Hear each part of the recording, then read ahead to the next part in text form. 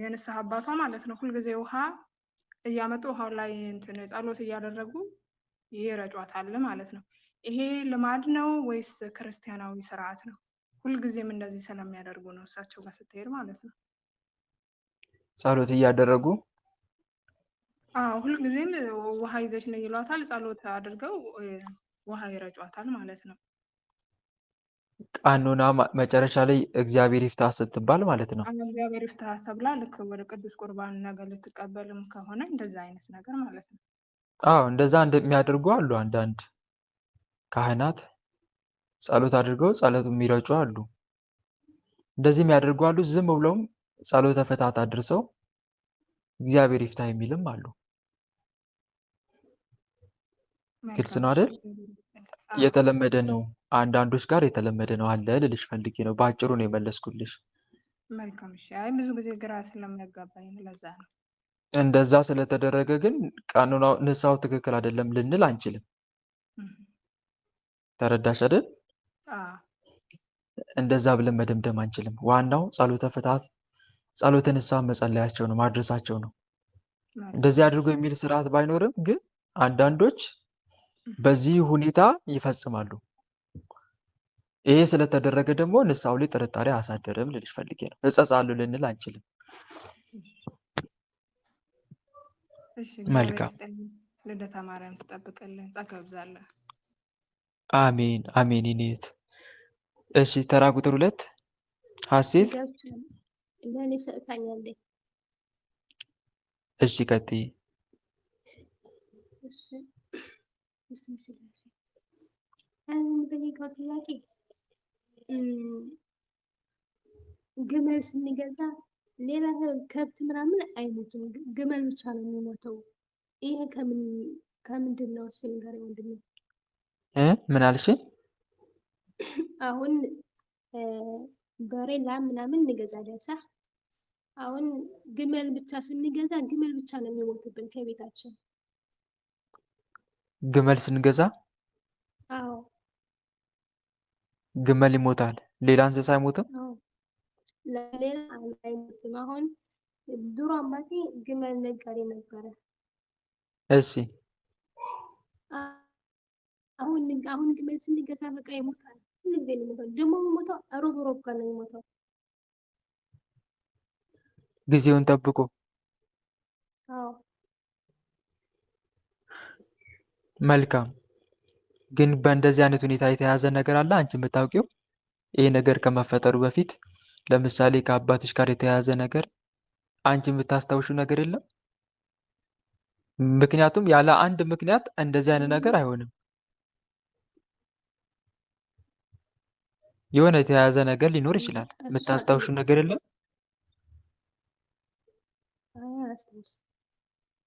መልካም።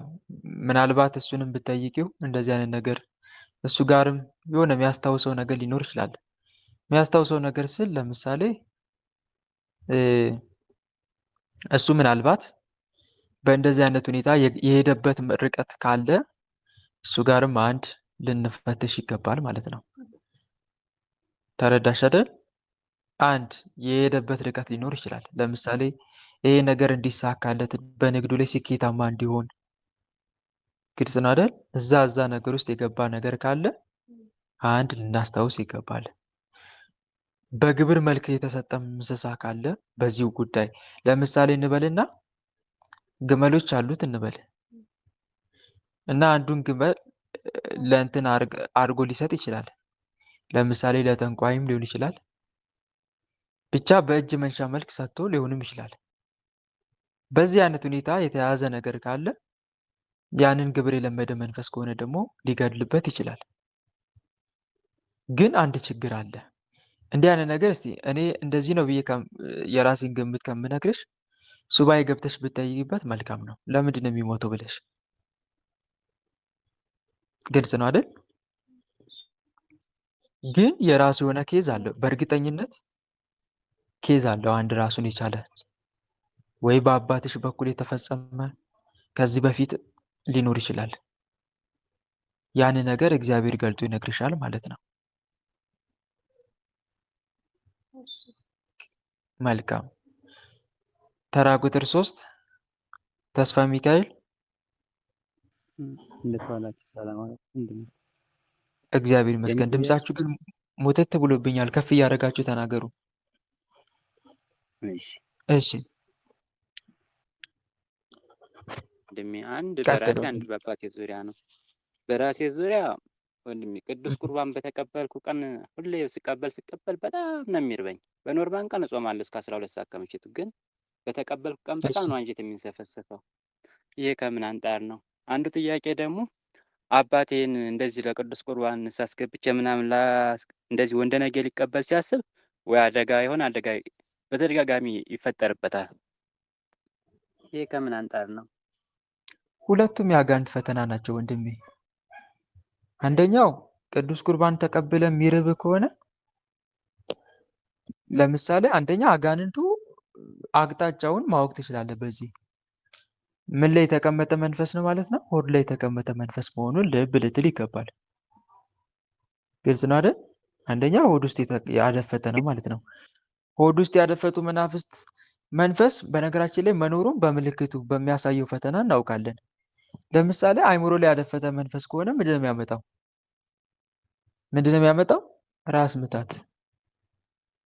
ራስ ምታት ሊያመጣ ይችላል። ትከሻ ላይ ካደፈጠ ደግሞ ትከሻ መክበድ፣ መጫጫን፣ ትከሻችን የወለቀ አይነት ስሜት እስኪሰማን ድረስ የማሳመም። ጀርባ ላይ ካደፈጠም ልክ እንደዛው ጀርባን ድንጋይ ተሸክመን የምንሄድ ይመስል ጀርባችን ክብድ ማለት። ወገብ ላይ ከተቀመጠ ደግሞ ወገብ ላይ ጥምጥም ያለ ስሜት መሰማት፣ ወገባችን ላይ የሆነ የተጠመጠመ ነገር፣ እንደዚህ አይነት ነገር ጎንበስ ማለት እስኪያክተን። እግር ላይ ከተቀመጠ እግር የማሳበጥ እንዲህ አይነት ምልክቶችን እናያለን። ዞሮ ዞሮ ማን ነው ማይክ የከፈተው? ማን ነው? ማይክ ተቆጣጠሩ። እና መናፍስቱ የተቀመጡበትን አቅጣጫ በዚህ እናውቃለን ልል ፈልጌ ነው። ሆድ ላይ ካደፈጠ ደግሞ መንፈስ ምን አይነት ምልክት ያሳያል? ከፍተኛ የሆነ የረሃብ ስሜት፣ የሆድ ጋጋታ ድምፅ መሰማት፣ የሆድ ቁርጠት። ማን ጋ ነው ማይክ የተከፈተው? ማን ጋ ነው ማይክ የተከፈተው? ዝጉ እንጂ። አይታይም እኮ ወንድሜ። ሁላችሁም ተባበሩና ፈልጉ። አንድ ሰው ብቻ ሳይሆን ማውራት ሲጀምር ፈለግናት ነው ይከፈታል። ግን አላገኘናትም። ተቆጣጠሩ። ለማንኛውም ነቃ ብላችሁ ሀሳብ ስለሚሰርቅ። ሆድ ላይ መናፍስት መንፈስ ሲቀመጡ ደግሞ ልክ አሁን የምናሳየው ምልክቶች የሆድ ቁርጠት፣ የሆድ መነፋት፣ ቶሎ ቶሎ የረሃብ ስሜት መሰማት፣ የሆድ ጋጋታ ድምፅ መኖር፣ ሳይበሉ ምግብ ቶሎ ማቆም፣ እንደዚህ አይነት ምልክቶችን ልናይ እንችላለን። አብዝተን መብላት፣ እንዲህ አይነት ምልክቶችን ልናይ እንችላለን። መናፍስቱ ምን ጊዜ ነው የሚፈትኑት? አብዛኛው ጊዜ በጾም ሰዓት ነው የሚፈትኑት። በጾም ሰዓት ነው የሚፈትኑት አብዛኛውን ጊዜ። ይሄ የታወቀ ነው። አሁን ወንድማችን ጋር ደግሞ ለየት የሚለው ነገር ምንድን ነው? ቅዱስ ቁርባን ሲቀበል ነው። ስትቀበል አሁን ለምሳሌ ለመጾም 18 ሰዓት እንጾማለን አይደል? ለመቀበል የሰዓት ቅዳሴ ከሆነ ምሽት 12 ሰዓት ብንበላ ወይም ደግሞ ከ3 ሰዓት በፊት ብንመገብ መልካም ነው። ከ3 ሰዓት በፊት ነው ዞሮ ዞሮ የምንመገበው ከ3 ሰዓት በፊት ነው። ግን 12 ሰዓት ብንመገብ ደግሞ በጣም እጅግ የተሻለ ነው። የጠዋት ቅዳሴ ከሆነ ደግሞ ከ9 ሰዓት በፊት እንመገባለን። ግን 9 ሰዓት እና ከ9 ሰዓት በፊት ግን 6 ሰዓት ብንመገብ ደግሞ ሞር የተሻለ ነው። እንደዚህ ብናደርግ መልካም ነው። ግን አሁን አንተ በእነኚህ ጊዜያት ውስጥ ከመቀበል በፊት ወይስ በተቀበልክበት ዕለት ተቀብለህ ነው የሚርብክ? ልክ ወይስ ልትቀበል ስትል 18 ሰዓት ስትጾም? እኔ የምቀበለው አብዛ ጊዜ ቅዳሜ ነው እና ሐሙስ ማታ በልቼ ለቅዳሜ ነው። ግን የሚርበኝ ከተቀበልኩ በኋላ ቅዳሜ ብበላም ወዲያው ነው የሚርበኝ እንጂ ግን አሁን ለምሳሌ ሳልቀበል ቅዳሜን ጉዬ ሞከርኩት አይርበኝም። ግን የተቀበልኩ ቀን ግን ሁሌ በቃ እንደዚያ ነው የሚያደርገኝ። በጣም የሚያንሰፈስበኝ አንጀት ነው። መልካም። ለቅዱስ ቁርባን ኔጌቲቭ የሆነ ኢሜጅ እንዲኖርህ ነው። ቅዱስ ቁርባን ያስርባል እንዴ? የህይወትን መጠጥ ስጋዬን ብሉ ደሜን ጠጥጡ ብሎ ነው የለ? ስጋው ደሙን በልቼ እንዴት እራባለሁ እንድትል ነው። አንድም ደግሞ እንዳትደግመው ነው ፈተና። በጾም ሰዓት በተለይ በነገራችን ላይ ቀጥልበት። እንደዚህ ማድረግን በጣም የሚወደድ ተግባር ነው። ላስቻለው ሰው አክፍሎ መጾም በጣም የታደለ ሰው ነው። እንደዚህ ትልቅ በረከት እናገኝበታለን። ጌታ መድኃኒዓለም ያከብሩኝን አከብራለሁ ብሎ ተናግሯልና ትክክል ነው እና ቀጥልበት። የምታደርገው ነገር መልካም ነው። እግዚአብሔር ያጽናና። ግን እንደዚህ ማድረግ ግን ለአጋንቱ ደግሞ ሰላም አይሰጠውም። ምክንያቱም በረከት ታገኝበታለህ። ትልቅ ዋጋ ነው የምታገኝበት። ይሄ የቅዱሳን አባቶቻችን ፈለግ ነው። አንዳንድ አባቶቻችን ልክ እንደዚህ ያደርጋሉ። አርብ፣ ሐሙስ ማታ እኛ ብዙውን ጊዜ እንደዚህ አይነት ነገር የለመድነው መቼ ነው? ስነ ስቅለት ቀን የስቅለትን ዕለት ምሴተ ሐሙስ ምሽት እንበላና የቻለ አርብን አክፍሎ ቅዳሜን ውሎ እሁድ የሚቀበል አለ። እሁድ የሚቀበል እንደዚሁም ደግሞ ማይችል ከሆነ ደግሞ አርብ ማታ ይመገብና ከስቅለት በኋላ ቅዳሜን ውሎ እሁድ ሌሊት ስጋው ደሙን ይቀበላል። ሌሎች ደግሞ አርብን ዘለውት ሐሙስ ማታ በልተው ከፋሲካ ውጪ ማለት ነው። ቀዳም ስዑር ቅዳሴ የለም። ግን በማንኛውም ጊዜ ደግሞ አርብን ዘለው ቅዳሜን ጠዋት የሚቀበሉ አሉ። እሱ መልካም ነው፣ ቀጥሉበት። ይሄ የትሩፋት ስራ ይባላል። ትሩፋት ነው። በፈቃድ ሳንገደድ ግን በፈቃድ የምናደርገው ነው። ግን ሳታከፍል ለመጾም ከፈለክ ለመቀበል ከፈለክ አርብ 9 ሰዓት ትመገብና ወዲህ እንዳትመገብ ቀደም ብለን እንዳትመገብ ጾም ነው። የጾም መጨረሻው ደግሞ 9 ሰዓት ነው። ስለዚህ 9 ሰዓት ትመገብና ቅዳሜ ጠዋት መቀበል ትችላለህ ቅዱስ ቁርባን። ቅዳሜ ጠዋት ቅዱስ ቁርባን መቀበል እንችላለን። ሐሙስም ማታ በልቼ ቅዳሜ አርብን ዘልዬ ቅዳሜ ልቀበል ካልክ ትችልበታለህ። ግን ይሄ ትሩፋት ነው የሚባለው። ወደን ፈቅደን የምናደርገው ስለሆነ ተገደን ሳይሆን ወደን ፈቅደን ዋጋ አገኝበታለሁ ብለን ይሄ ዋጋ ስለሚያሰጠን ለዛ ነው ቀጥልበት ያልኩክ። እና አጋንንቱ ደግሞ ይሄ ሰላም አይሰጠውም፣ ይረብሸዋል፣ ይዋጋል። ምክንያቱም ዋጋ ታገኝበታለህ። ፈጣሪም ደግሞ የወደደው ከሆነ እሱ ይፈትናል። በነገራችን ላይ ብዙ ጊዜ ወንድሞች የሆነ ነገር ጀምረን ፈተና የሚበዛበት ፈጣሪ የወደደው ሲሆን ነው። ምን የሆነ ሲሆን አልኳችሁ? ምን የሆነ ሲሆን? ፈጣሪ የወደደው ሲሆን በትክክል ተቀባይነት ያለው ከሆነ እንፈተናለን። ብዙ ጊዜ ቅዱስ ቁርባን ስትቀበሉ ፈተና የሚበዛባችሁ እህት ወንድሞች አሉ። እመኑኝ ፈጣሪ ስለወደደው ነው። ግን ሰይጣን በውስጣችን የሚያወራን እንዳልወደደው አድርጎ ነው የሚደሰኩረን።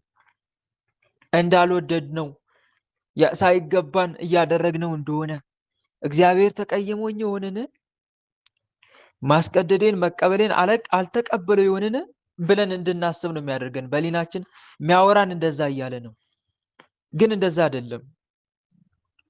ሲቀበል ነው። በፈጣሪ ዘንድ የተወደደ ከሆነ ማንኛውም መልካም ምግባር ፈተና ይበዛበታል። ይህን እንዳትረሱ። የተወደደ ከሆነ እግዚአብሔር በጣም የወደደው መልካም ምግባር ከሆነ በጣም ፈተና በፈተና ነው የምንውልበት። እና ቀጥልበት ወንድሜ። ይሄ የሚያሳየ መራብ በጣም በረሃብ መፈተን አቃጥለዋል ማለት ነው። በምኑ በጾሙ ሰላም ነስቶታል ማለት ነው። ስለዚህ ይሄን ነገር እንድትቀጥልበት ስለማይፈልግ መንፈሱ በዚህ መንገድ እየተቃወመክ ነው ማለት ነው። በዚህ መንገድ እየተቃወመ ነው። ጌታ መድኃኒዓለም ለእንደነኛ አይነት ሰዎች ምን አለ? እስከ መጨረሻው የሚጸና እርሱ ይድናል። እስከ መጨረሻው ጽና፣ ቀጥልበት፣ ዋጋ ታገኛለህ። ዋጋ በእኔ ዘንድ ይበዛልሃል ከጸናህበት ነው። ስለዚህ ወንድሜ ቀጥልበት። ግን ለምን ሆድ ላይ አድፍጦ እንደዚህ መፈታተን ጀመረ? አንዱ ከጾሙ አንጻር ነው። ምግብ ለሆድ ሆድ ለምግብ ይላል ቅዱስ ጳውሎስ። ሆድም ለምግብ ምግብ ለሆድ። እግዚአብሔር ግን ያንንም ይህንንም ያጠፋቸዋል። ለጊዜው ነው። መብል ወደ እግዚአብሔር አያቀርበንም። ባንበላ ምንም አይጎድለንም፣ ብንበላ ምንም አይተርፈንም ነው። ስለዚህ ከጾሙ አንጻር ስለሆነ አጋንንቱ አንተ ምግብን በመከልከል እየተጋደልክ ስለሆነ እዛ ላይ አድፍጦ ይፈታተናል። ሁለተኛ ደግሞ ለምንድን ነው እንደዚህ የሚያደርገው ከተባለ ምናልባት በምግብ የገባ መተት በሰዎች ተንኮልና ክፋት አብልተውን አጠጥተውን የተደገመ መተት የገባ መተት ካለ በጾም ሰዓት ጠብቆ ይፈታተናል። እንደዚህ አይነት መንገዶችን እሄዳለሁ ፈለክ ምን ይመሮኛል እባክህ። በአብ በወልድ በመንፈስ ቅዱስ ስም በኃያሉ በመድኃኔዓለም ስም በቅድስት ድንግል ማርያም ስም ማን ናችሁ የምትፈታተኑት? ጠብቀ በረሃብ የምትፈትነው ማን?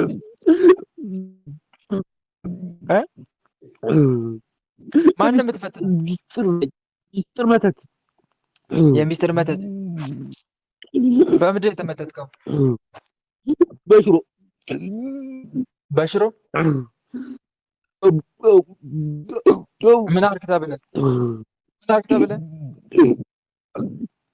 ከቤት አስወጣ። ምን አድርግ? ከቤት አስወጣው። ውጣ! እሺ፣ ከሆዱ በመድኃኔዓለም ስም ቶሎ ውጣ ከሆዱ። በኃያሉ በመድኃኔዓለም ስም በሊቀ መላእክት በቅዱስ ሚካኤል ስም ተነስ ከሆዱ ቶሎ ውጣ። ኦ ሚካኤል ኦ መተንብል ከአናርያም ትሰመይ ቢሰ ሱራፌል ዘምሩ ሳርዑስ ወዘምሩ ላልዑል ጊዜ ጸዋኩከ ቀረበኒ በምሕረቱ ሳል ለነ ቅዱስ ሚካኤል ቅድመ መንበሩ ለልዑል ሊቀ መላእክት ቅዱስ ሚካኤል ይበቀል። ቶሎ ውጣ ከሆዱ ውጣ። ሌላ ይቀራል? የቀረ ጠቋር ብቻ አለ። ጠቋር አለ። ታስሯል። አዎ ቆይቷል። ሳመት ከውሳት የታሰረ። እሺ፣ ሌላ ይቀራል? ያልታሰረ የተደበቀ ተደብቆ የሚፈታተን በሊቀ መላእክት በቅዱስ ሚካኤል ስም የአየር አጋንንት ተሰብሰቡና ታሰረውን ሁላችሁ ቶሎ ውጣ። ቁጭ እርግባብ ግቡና ታሰሩ። በቅዱስ ሚካኤል ስም ግባና ታሰር። ሁላችሁም ታሰሩ። ግቡና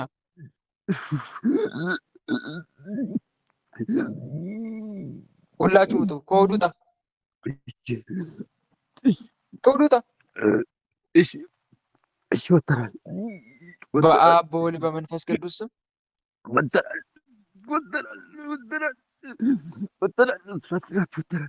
በአብ በወልድ በመንፈስ ቅዱስ ስም ከዛሬ ጀምሮ ላንፈታተነው በረሃብ ላንፈትነው ምንም ስራ ላንሰራ ምንም ስራ አትሰራ። ሰማይና ምድርን በፈጠረ በአጋዕዝተ ዓለም በቅድስት ሥላሴ ስም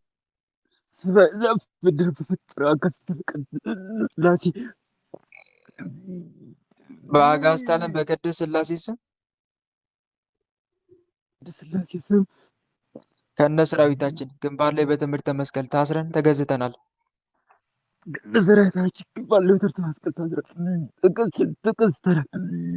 አጋዕዝተ ዓለም ቅድስት ሥላሴ ስርዓታችን ያጽኑብን። ስንጠራ ቤት እንላለን፣ ምንም ስራ አንሰራም። ልብ መልስ፣ አሁን መልስ።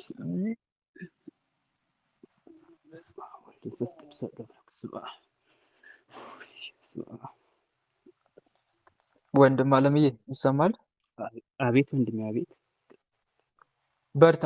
ዞሮ ዞሮ በምግብ የገባ መተት ስላለ ነው እንደዚህ የሚፈታተንህ። ቅዱስ ቁርባን ስትቀበል ደግሞ አብዝቶ በረሃብ መፈተኑ አንተ ቅዱስ ቁርባን ላይ አንደኛ እንድትጠራጠር፣ ሳይገባኝ የተቀበልኩ ነው እንዲህ ብለህ እንድታስብ፣ ቅድም የነገርኩህን አትርሳ። ዓላማቸው ይሄ ነው። በምግብ ገብቶ የሚፈታተንህ ከዛ አንጻር ነው። እናም ደግሞ የምትቀበለው ስጋና ደም ተቀባይነትም ስለሚኖረው ነው። ስለዚህ እሺ ወንድሜ፣ እሺ ቀጥልበት። ከጸና እስከ መጨረሻ ዋጋ ታገኝበታለህ። እስከ መጨረሻ የሚጸና እርሱ ይድናል ይላልና እግዚአብሔር አምላክንም አበርታኝ፣ አጠንክረኝ። ጌታ ሆይ በስራዬ ሳይሆን በቸርነት ነው ወደ አንተ ቅዱስ ቁርባን የምቀርበው፣ በቸርነት አስበኝ አምላኬ እያልክ ተቀበል። እሺ እሺ ወንድሜ፣ እሺ እሺ። ባለፈው ታስታውሱ እንደሆነ ቅዱስ ቁርባን ከመቀበል በፊት ብዬ የለቀቁት ጸሎት አለ አይደል? አስታውሳችሁት? ስንቶቻችሁ ታውቃላችሁ ያንን ጸሎት? ታውቁታላችሁ? እህት ወንድሞች፣ እሱን እየጸለያችሁ ቁረቡ። እሺ።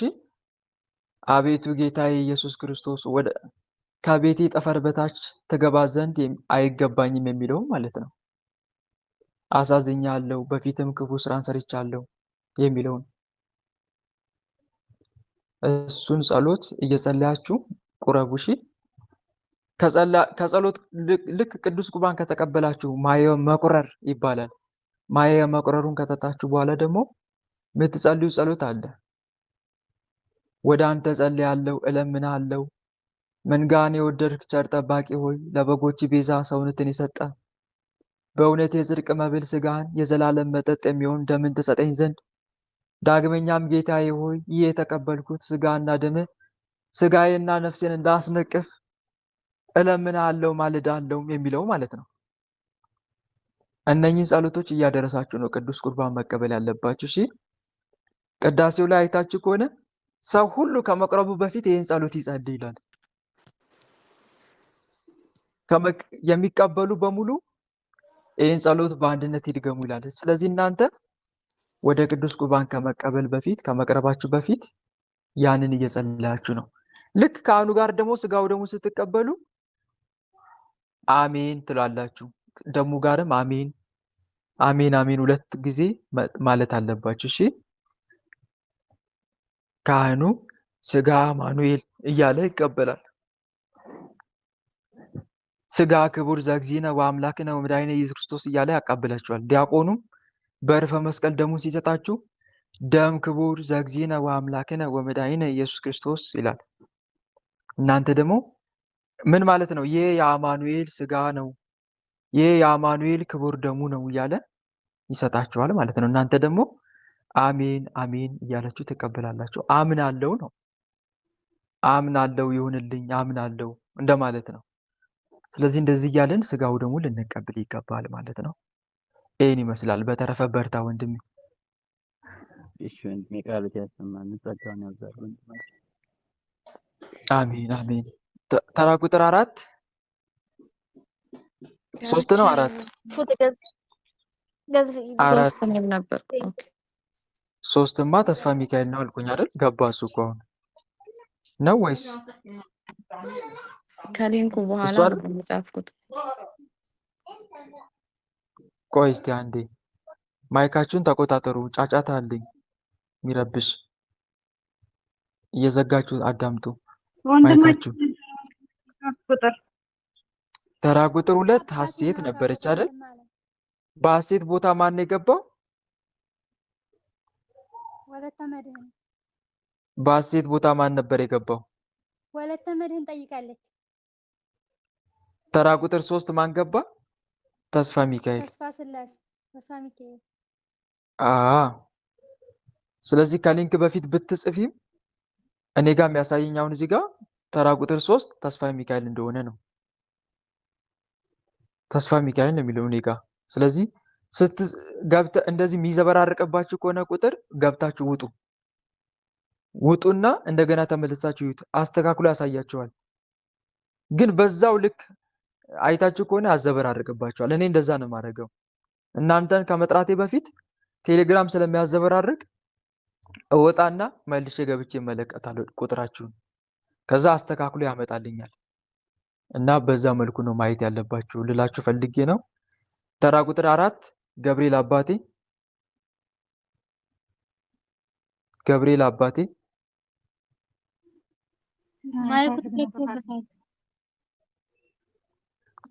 ከፈቱለት ማይኮን አድሚኖች። እሺ ቀጥል ወንድሜ ወይም እህቴ። እሺ ወንድሜ አንድ ጥያቄ ነበረኝ። እኔ ሁሌ የዘወትር ጸሎት በጸለይኩ ጊዜ ክብር ምስጋና ይገባሃል ስለ ይባል የለ በህሊናዬ እንትን ምለው ሰይጣንን እንደዛ እያልኩ ነው የሚመስለኝ፣ እያመሰገንኩ እያለሁ ነው የሚመስለኝ። ክብር ምስጋና ይገባሃል። አዎ ለእግዚአብሔር ምን ክብር ጸሎት ላይ ምን ጸሎት የዘወትር ስታደርሺ የዘወትር ጸሎት ሳደርስ ነው። እኮ የዘውትር ጸሎት ምኑ ላይ ክብርና ምስጋና ይገባሃል? አሸናፊ እግዚአብሔር ሆይ ነው አዎ ወይስ? አዎ አዎ እና ታዲያ ሰይጣንን እያልኩት እንደሆነ ነው የሚታወሰኝ። አዎ በውስጥሽ እሱ እኔን ነው እያመሰገንሻለሽ የሚል ሀሳብ ይመጣል እንዴ? አዎ እንደዛ አይነት ስሜት ነው የሚመጣብኝ። ዝም ብለሽ ጸልይ እህቴ። አንቺ ብቻ በፈጣሪ ፊት አንደኛ ከፊት ለፊትሽ ስትጸልይ ስለ አድኖ ከፊት ለፊትሽ ይኑር። ፊትሽን ወደ ምስራቅ መልሺ። እናም ደግሞ ልክ ጸሎት ስትጀምሪ እንደዚህ እያልሽ ጀምሪ። መጀመሪያ ከመጀመርሽ በፊት 3 ጊዜ አማትቢ። ከዛ በኋላ ልዑል እግዚአብሔር አምላኬ በፊት አሁን የምጸልየውን ጸሎት ተቀበልልኝ። እነሆ ጩኸቴ ወደ አንተ ነውና አምላኬ፣ ልመናዬም ምስጋናዬም ላንተ ነውና ብለሽ ጀምሪ። እሺ።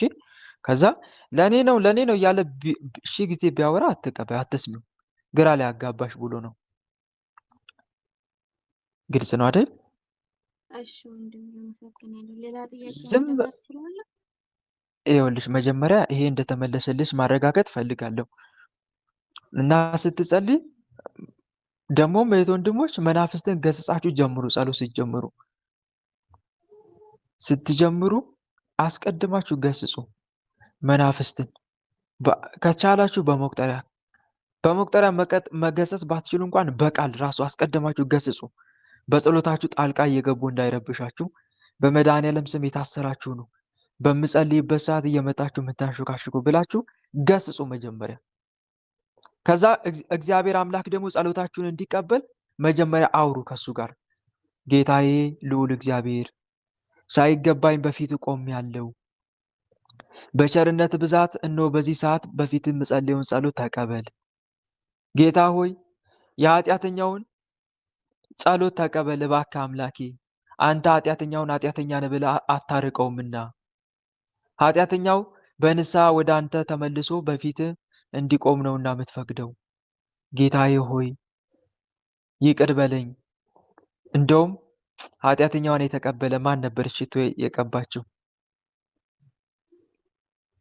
ማን ነበረች? ማርያም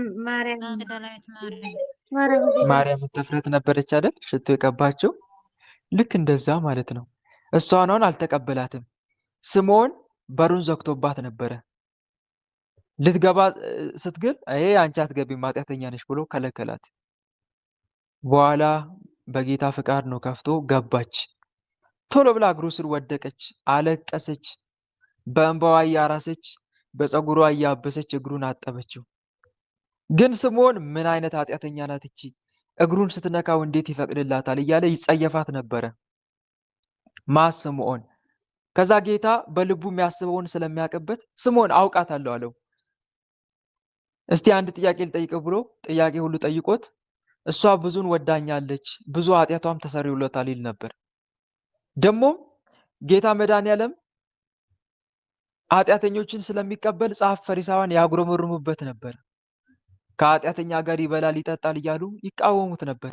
ጌታም ሕመምተኞች እንጂ ባለጤናዎች ባለመድኃኒት አያስፈልጋቸውም፣ ኃጢአተኞችን ወደ ንስሐ እንጂ ጻድቃንን ልጠራ አልመጣሁም ብሏል። ኃጢአተኞችን ልቀበል ነው የመጣሁት።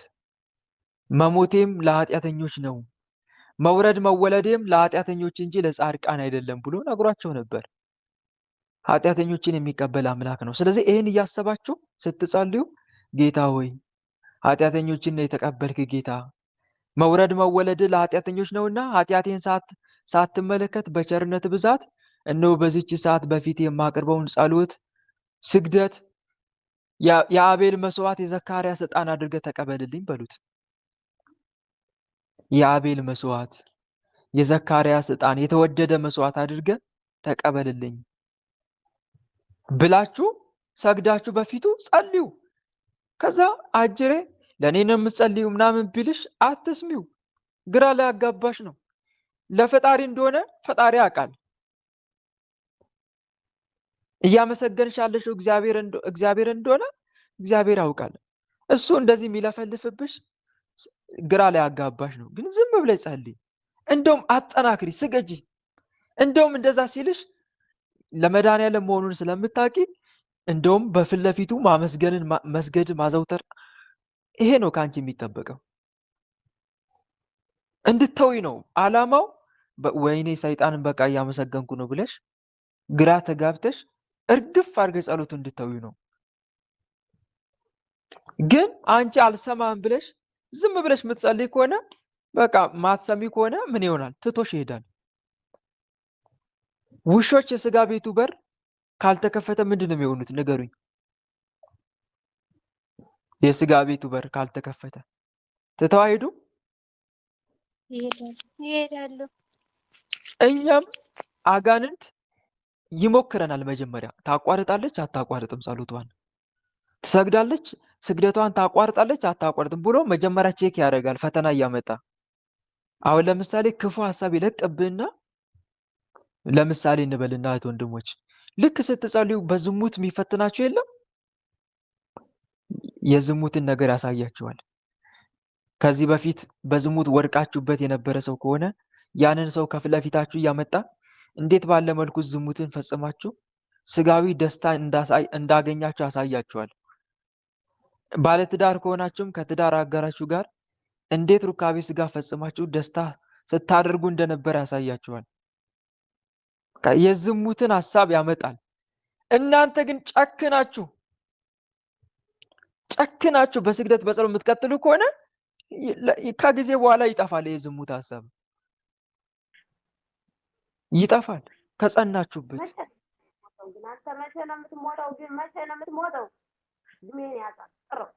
እግዚአብሔር ይገስጽ። ከጸናችሁበት ይቆማል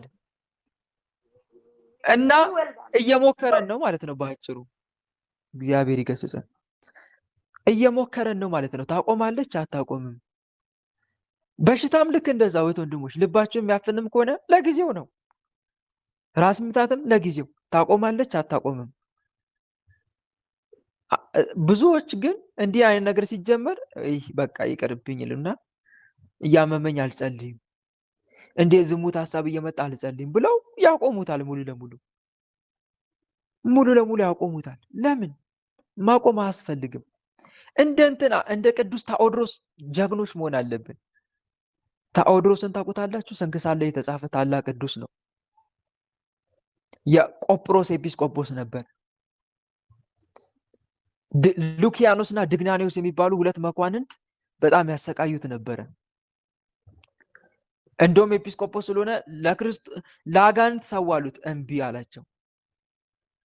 ከዛ በኋላ መደብደብ ጀመሩ። ሲደበድቡት እየተንፏቀቀ ሄዶ ጣዖቱን በእግሩ አዳሸቀው፣ በእግሩ ረገጠው፣ ሰባበረው። እየደበደቡት እኮ ነው። ከላይ እኮ የዱላ ማት እየወረደበት ነው። በጣም ገረማቸው ጭካኔው። እንዴት ቢደፍረን ነው እየደበደብነው ሄዶ እየተንፏቀቀ ሄዶ ጣዖቱ የሚረግጠው ብለው ገረማቸውና አሁንም መዓት ዱላ አዘነቡበት። አሁንም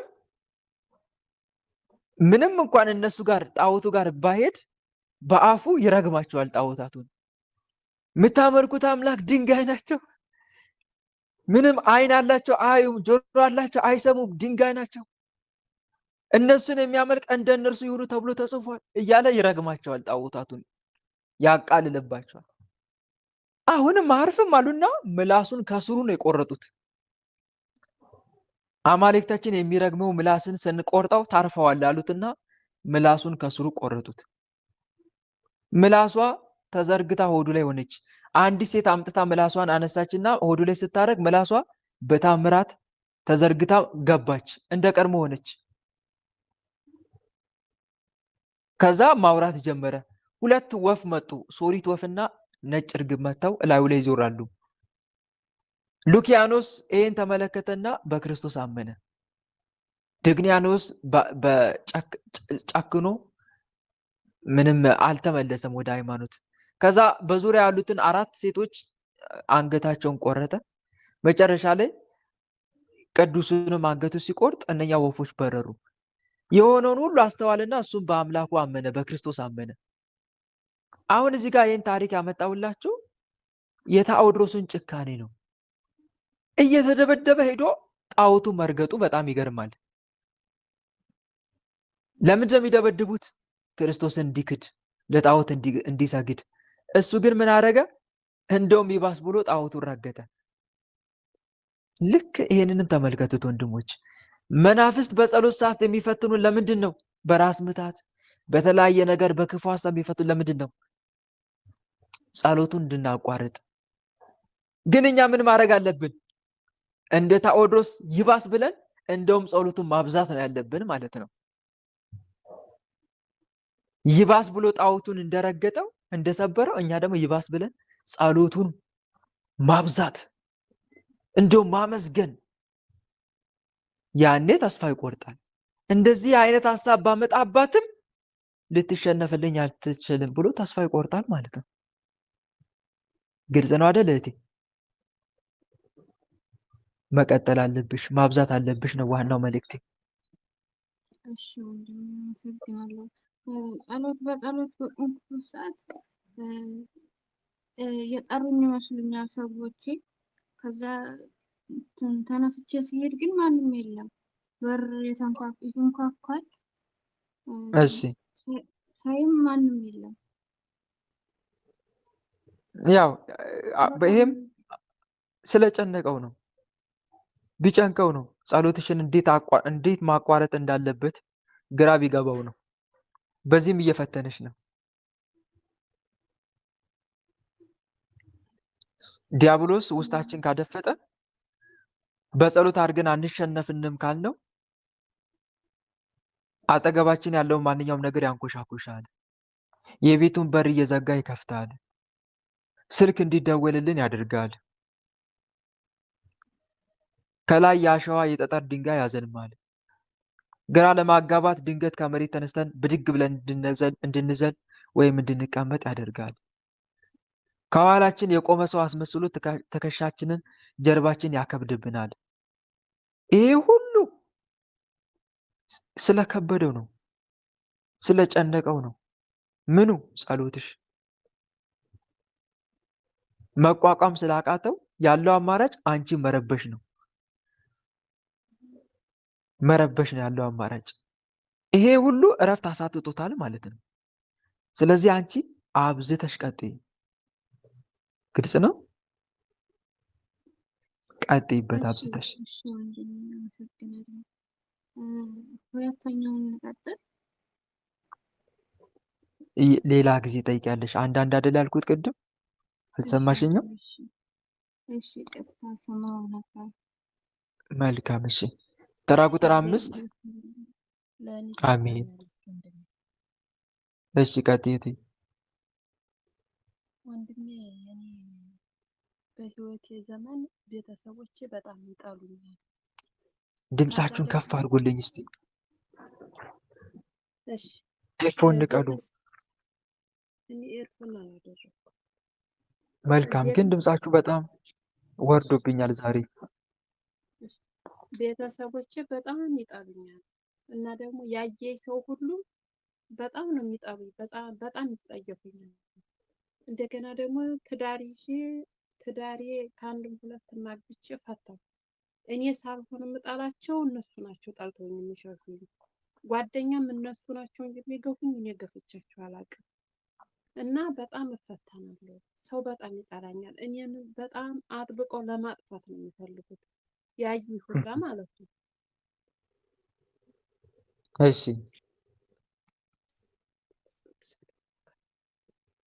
እና በጣም በቃ የተናገርኳቸው ነገሮች በቤተሰቦችም ላይ ሳወራቸው እጮህባቸዋለሁ፣ እናደዳለሁ።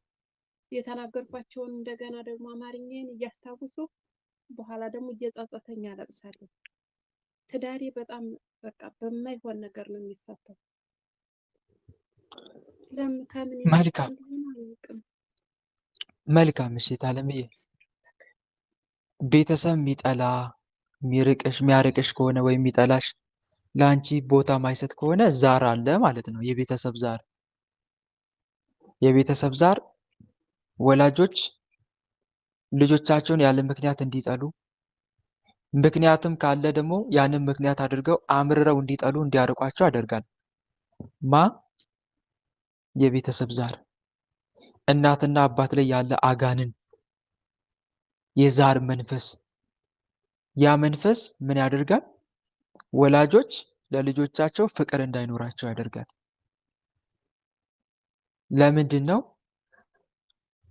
ልጆች አንደኛ ራሳቸውንም ሆነ ቤተሰባቸውን ጠልተው እንዲርቁ፣ በቃ ሰው የለኝም ብለው የብቸኝነት ስሜት እንዲሰማቸው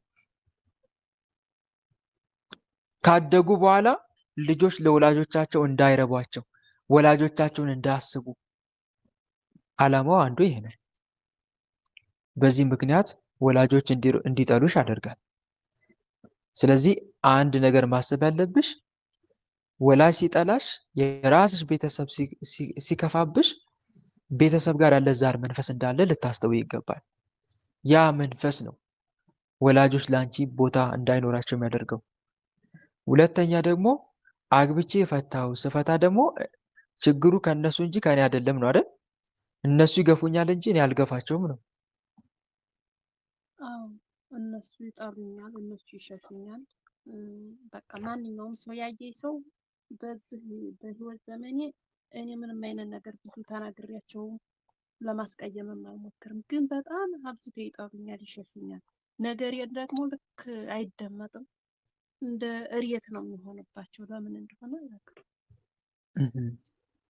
የጨሌ መንፈስ ሲመለክ ነበር እንዴት በቤተሰብ? አዎ አለ፣ ብዙ አለ። በቃ እሱ ነው የእሱ ምልክት ነው እንደዚህ አይነት ነገር። ወላጆች ልጆቻቸው እንዳይወዱ ያደርጋል። ጨሌ መንፈስ ካለ ልጆች ለወላጆቻቸው ባዳ እንዲሆኑ ያደርጋል። እነኚህ ልጆች ታዲያ ቢበሉ አይጣፍጣቸውም፣ ቢጠጡ አይረኩም። ሁሌም ከአፋቸው የሚወጣው ቃል መራር ያደርግባቸዋል። ለሰው አጋንንቱ ምንም እንኳን እነሱ መልካም ነገር ተናገርኩ ብሎ ቢያስቡ፣ አጋንንቱ ግን ለሰዎች መራር ያደርግባቸዋል። ንግግራቸውን፣ ጸጋቸውን፣ ክብራቸውን ይገፋል። በሰው ሁሉ ዘንድ ተዋርደው ተንቀው እንዲኖሩ ያደርጋል። እንዲህ አይነት ምልክቶችን ያሳያል። ጨሌ መንፈስ ነው እህቴ፣ ዛሩ ነው ባጭሩ። ጨሌ ምንድን ነው ከተባለ ከዛር መናፍስት መካከል አንዱ ነው።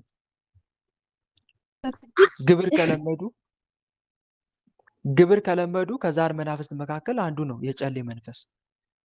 ስለዚህ ይሄ የአጋንንቱ ተግባር ነው። ዓላማው ይሄ ነው። ሌላው ደግሞ ትዳር እንዳትይዥ እያደረገ ነው። ለምን?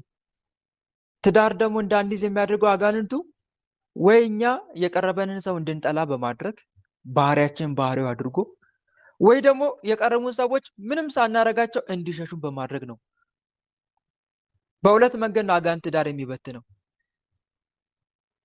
እህት ወንድሞች፣ አጠገባችሁ ያለ ትዳር አጋር ወይም እጮኛ ካለ ያለ ምክንያት ከሸሻችሁ የአጋንንቱ ሴራ ነው። ምን እያደረገ ከእናንተ ይነሳል፣ እነሱ ላይ ሆኖ ያንን ሰው አቃቂር በእናንተ ላይ እንዲያወጣ ያደርግና ያበረዋል፣ ያሸሸዋል። አንድ በዚህ ወይም ደግሞ እኛ ምንጠላው ከሆነ ያንን ሰው የቀረበን ሰው ምንጠላው ከሆነ አጋንንቱ የእኛን ባህሪ ያደርግና ያንን ሰው እንድንጠላው ያደርግና እንድንገፋው ያደርጋል ማለት ነው። በዚህም አለ እንድንጠላውም አደረገ፣ እንድንጠላም አደረገ። ዓላማው ግን አንድ ነው። በትዳር ውስጥ ካልኖርን ወይም ትዳር ካላገባን እንዳናገባ ማድረግ፣ ካገባን ደግሞ ማፋታት። ዓላማው ይሄ ነው። ይሄ ነው ዓላማው እህቴ። ስለዚህ አገባሽ አሁንም እንድትፈቻ አደረገ፣ አሁንም አገባሽ እንድትፈቻ አደረገ። ስለዚህ ብኩን አድርጎ እያስቀረ ነው ማለት ነው። አጋንንቱ ዛሩ። በዚህ ምክንያት ትዳር እንዳትይዢ ወይም አግብቻታለሁ ብሎ ስለሚያስብ ቆሞ ማስቀረት ነው የሚፈልገው። ብቻሽን ከሱ ጋር እንድትኖሪ ነው የሚፈልገው ማለት ነው። ዓላማው ይሄ ነው አንዱ። ይሄም ላይሆን ይችላል፣ ዛርም ላይሆን ይችላል፣ መተትም ሊኖር ይችላል። የትዳር እድል መተት በአንድ አቅጣጫ ብቻ እናይም። የአጋንንትን ሴራ የአጋንንትን ፈተና አንድ አቅጣጫ ብቻ አንሰጠውም። ዛር ብቻ ብለን አንደመድምም። አንዳንዱ ትዳር እምቢ አለኝ ሲል አይነ ጥላ ናት፣ በቃ አይነ ጥላ ብቻ እንደዛ ብለህ መደምደም ትችላለህ። አይነ ጥላ አትፈትንም እያልኩ አይደለም፣ ግን ብቻ አይደለም። የትዳር እድል መተትም ሊኖር ይችላል። የትዳር እድል መተትም አግብተን እንድንፈታ ያደርጋል፣ እንዳናገባም ያደርጋል፣ አግብተን እንድንፈታም ያደርጋል። በአንድ አቅጣጫ ብቻ አትመልከቱት። በእኛ የትዳር እድል ሰው የሚኖር ከሆነ እኛ እንድናገባ አደርገንም፣ አጋንንቱ እንድንፈታ ነው የሚያደርገን። እየተዋደድን እንለያያለን ከትዳር አጋራችን ጋር። የባህሪ በሚመስል አለመግባባት እንለያያለን። ካልተጋባን እንዳንጋባ ያዘናጋናል፣ ከተጋባን ደግሞ ያፋታናል። ከሌላ ሰው ጋርም ተላምደን እንዳንኖር ያደርገናል። ይሄ የአጋንንቱ ሴራና ተንኮል ነው። እና እህቴ ከማግባትሽ በፊት እግዚአብሔር አለ ነበረ? በትዳር ህይወት ጠርተሽው ነበረ? ጌታ ሆይ ትዳሬን ለአንተ አሳልፌ ሰጥቻለሁ ብለሽ ነበር? እስቲ ራስሽን ፈትሺ። እና ጋብቻውስ እንደ እግዚአብሔር ፈቃድ ነው ወይስ ከእግዚአብሔር ፈቃድ ውጪ? ምን አገባኝ ነው። ይሰማል እህቴ? የሰማሽኝ ነው? አዎ እየሰማሁ። እንደዛ ነበር ትዳሩ? እግዚአብሔር ነበረው? ኧረ ባለሙያ ነው እንደዚህ ነው ያገባሁ። ስለዚህ ፈተናው ከዚህ ነው የሚጀምረው። እግዚአብሔር የሌለበት ትዳር እንዲህ ነው። እናገባለን፣ እንፈታለን፣ እናገባለን፣ እንፈታለን። አይጸናም ትዳሩ። ለምን? እግዚአብሔር የለበትማ። ለምን? አጋንንቱ ነው የሚያጋባው የሚያፋታው። የሚያጋባውም የሚያፋታውም እሱ ነው። ስለዚህ ወደ ትዳር ከመግባታችሁ በፊት እግዚአብሔርን ጥሩት የሚባለው ለዚህ ነው። እግዚአብሔርን ጥሩት። በእግዚአብሔር ፈቃድ ላይ የተመሰረተ ትዳር ይሁን ያልኳችሁ ከዚህ አንጻር ነው። እና እህት አለምዬ ለዛ ነው ትዳርሽ ምስቅልቅሉ የወጣው። ስለዚህ ከእንግዲህ ግን ትዳር ስትመሰርቺ ያለ እግዚአብሔር ፈቃድ እንዳትጓዥ እሺ። ከእንግዲህ ትምህርት ይኑርሽ። ያለፈውን ዘመን ልብ አድርጉ ይላል እግዚአብሔር አምላክ። እኔን ሳታስቀድሙ ያሳለፋችሁትን ያለፈውን ዘመን ልብ አድርጉ፣ ተመልከቱ። ምን ጠቀማችሁ? ያለ እኔ ፈቃድ አገባችሁ፣ ፈታችሁ። ያለ እኔ ፈቃድ ስራ ጀመራችሁ፣ ስራችሁ ተበላሸ። ያለ እኔ ፈቃድ ኑሮ ጀመራችሁ፣ ኑሯችሁ ምስቅልቅሉ ወጣ። እኔን አስቀድሙ ማለቱ ነው። ስለዚህ ይኸው አንቺም እግዚአብሔርን ባለማስቀደምሽ የመጣብሽን ፈተና ነው የተረክሽልኝ የነገርሽኝ። ከእንግዲህ ግን ተማሪ ካለፈው ስህተት። ያለ እግዚአብሔር ፈቃድ ውጭ ሆኜ ምን ጠቀመኝ? ምንም። ከእንግዲህስ በእግዚአብሔር ፈቃድ ነው የምጓዘው። አለቀ። ደገረው። እግዚአብሔር ይገስጽ። እሷ ናት የጠየቀችው እህት ወንድሞች ወይስ ሌላ ነው? የእሷ ነው መሰለኝ ወንድሞች። የእሷ ነው።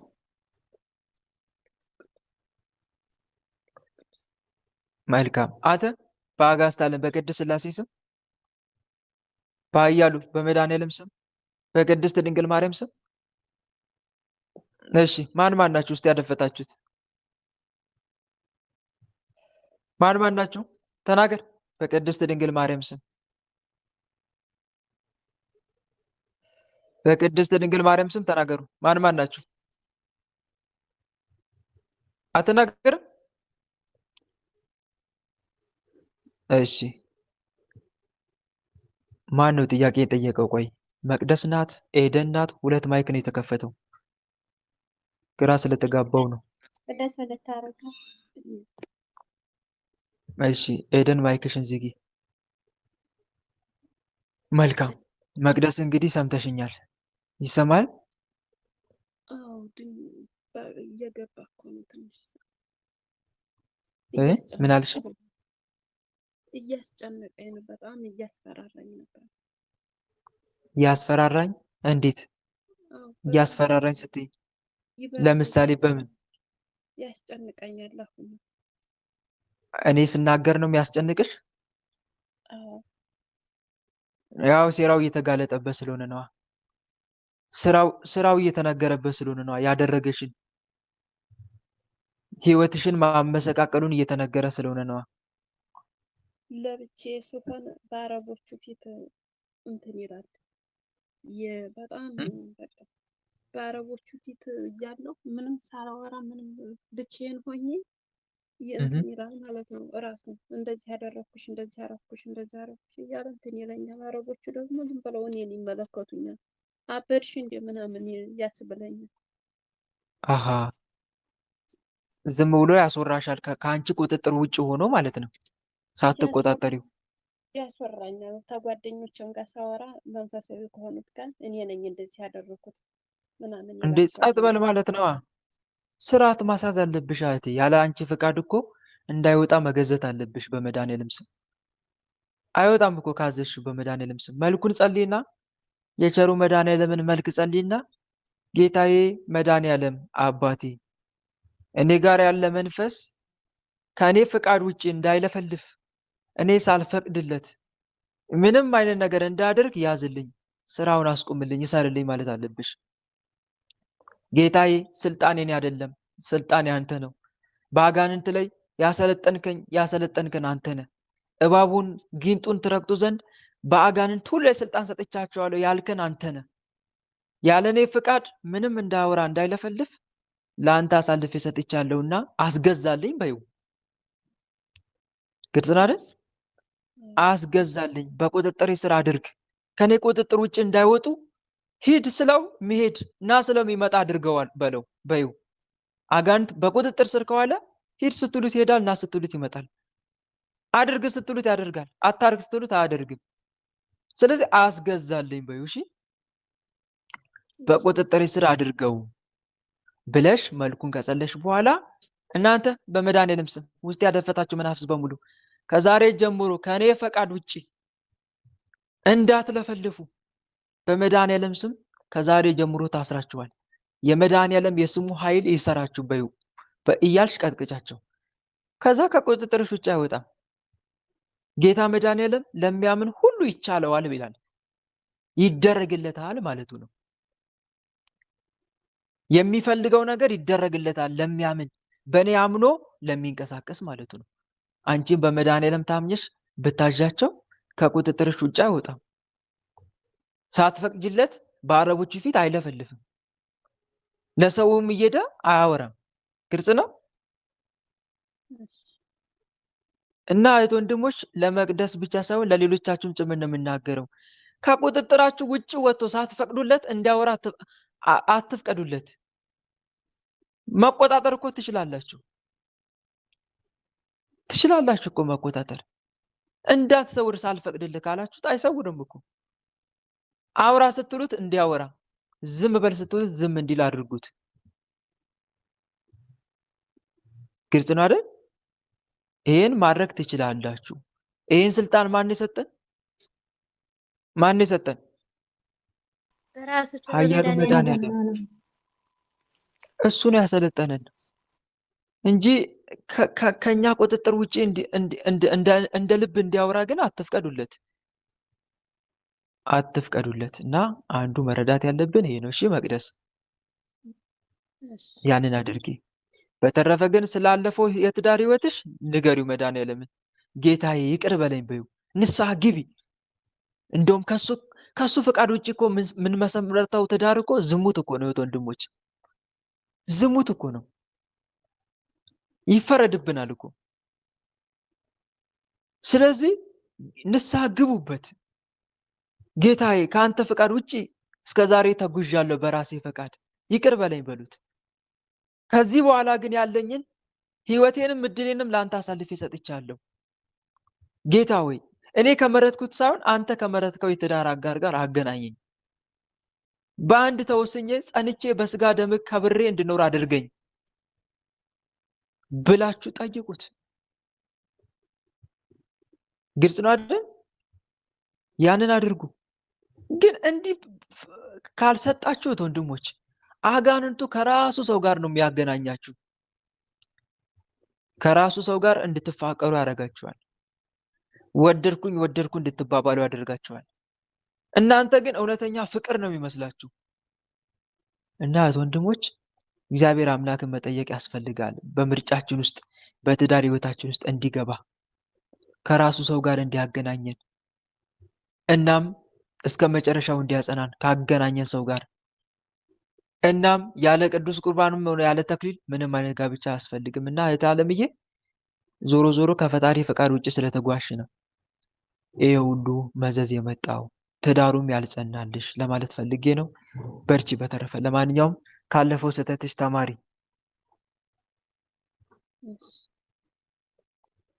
መልካም። ተራ ቁጥር 6 ተራ ቁጥር 6 ዓመተ ሥላሴ ዓመተ ይሰማል? ሥላሴ ቀጥይ። ላይ ስተኛለ ወንድማችን ጸጋውን ያብዛል ወንድማችን። አሜን። የኔ ጥያቄ የኔ እሺ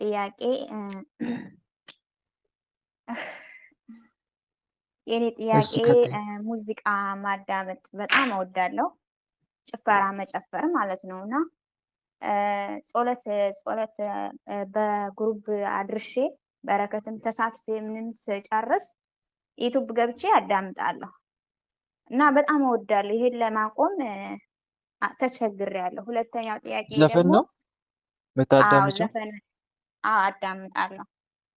እሺ መጨፈር ሙዚቃ ማዳመጥ እወዳለሁ። ሁለተኛው ጥያቄ ደግሞ ራሴን ለማጥፋት በጣም እጥራለሁ፣ እወዳለሁ ራሴን የሆነ በቃ አጥፊ።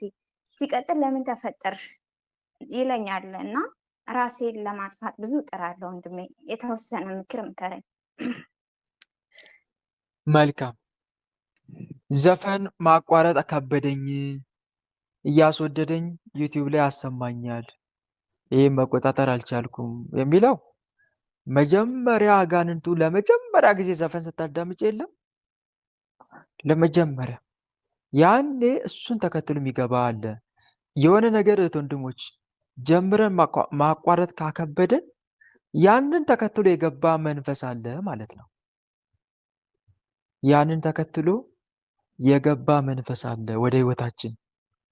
የሆነ ነገር ሊሆን ይችላል እኮ እህት ወንድሞች፣ ምንም ነገር ሊሆን ይችላል፣ ሱስም ሊሆን ይችላል። እዛ ቦታ የሚያራውጠን ከሆነ ከዛ ቦታ መላቀቅ፣ ከዛ ድርጊት መላቀቅ ከከበደን አለ ያንን ተከትሎ የገባ መንፈስ አለ ማለት ነው። ይሄን እንዳትረሱ። ለምሳሌ 30 ጊዜ ቲክቶክ ጋር የሚያሯሩጡ ከሆነ በዛ በኩል ተከትሎ የመጣ መንፈስ አለ። ስለዚህ የገባበትን አይለቅም መንፈስ ደግሞ ወደዛ ያራውጠናል ማለት ነው። አንድ ነገር ልትረሱ የማይገባው ነገር ይሄ ነው። መብልም እንደዛ ነው። በነገራችን ላይ ሰዎች ከቡና መላቀቅ ሞት እስኪመስላቸው የሚከብዳቸው ለምንድን ነው? ያንን ተከትሎ የገባ መንፈስ አለ፣ ተከትሎ ደግሞ ግብር ያደረገ አለ ማለት ነው። ዘፈንንም እንደዛው ነው እቴ። ዘፈንን ተከትሎ የገባ ጠላት አለ ማለት ነው። ለዛ ነው። ስለዚህ ግብሩን ሲፈልግ ያሯሩጥሻል። ወደ ምን? ወደ ዘፈን። ግብር አድርጎታል። ዘፈን ማዳመጡን ምን አድርጎታል? ግብር። ስለዚህ ግብሩን ፍለጋ ይሄዳል ወደ ዘፈን፣ ያራውጥሻል። እና አንዱ ችግሩ ይሄ ነው። እና ግብሩን ሲያገኝ ደግሞ ጉልበት ያገኛል ማለት ነው። ጉልበት ያገኛል። ሁለተኛ ደግሞ ሰራዊት ይሰበስባል። ሰራዊት ይሰበስባል። እና በዚህ መንገድ ነው እየተፈታተነሽ ያለው። እና እንዴት ላቁመው ነው ዋናው ጥያቄ አይደል?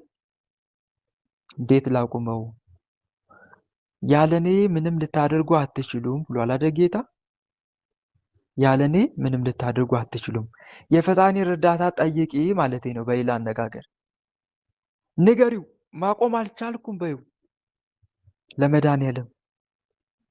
ጌታ ሆይ ከዘፈን መላቀቅ እፈልጋለሁ፣ ነገር ግን ሳልፈልግ ዘፈን ወድጄን እንድሰማ እንድከታተል የሚያደርገኝ ጠላት አለና እባክህ የክፉ መንፈስ በቁጥጥር ስር አድርግልኝ፣ የዘፈንን ፍቅር ከልቤ ነቅላ አውጣልኝ በይው። ምንም ነገር በስሜ ብትለምኑ እኔ አደርግላችኋለሁ ይላል። እኔ አደርግላችኋለሁ። ስለዚህ ጌታ ሆይ የዘፈንን ፍቅር የሚያስወድደኝን ይህን ክፉ መንፈስ ከልቤ ነቅላ አውጣልኝ፣ በአንተ ፍቅር ሙላው ሁለመናዬን እያልሽ ከስግደት ጋር ተማጸኙ።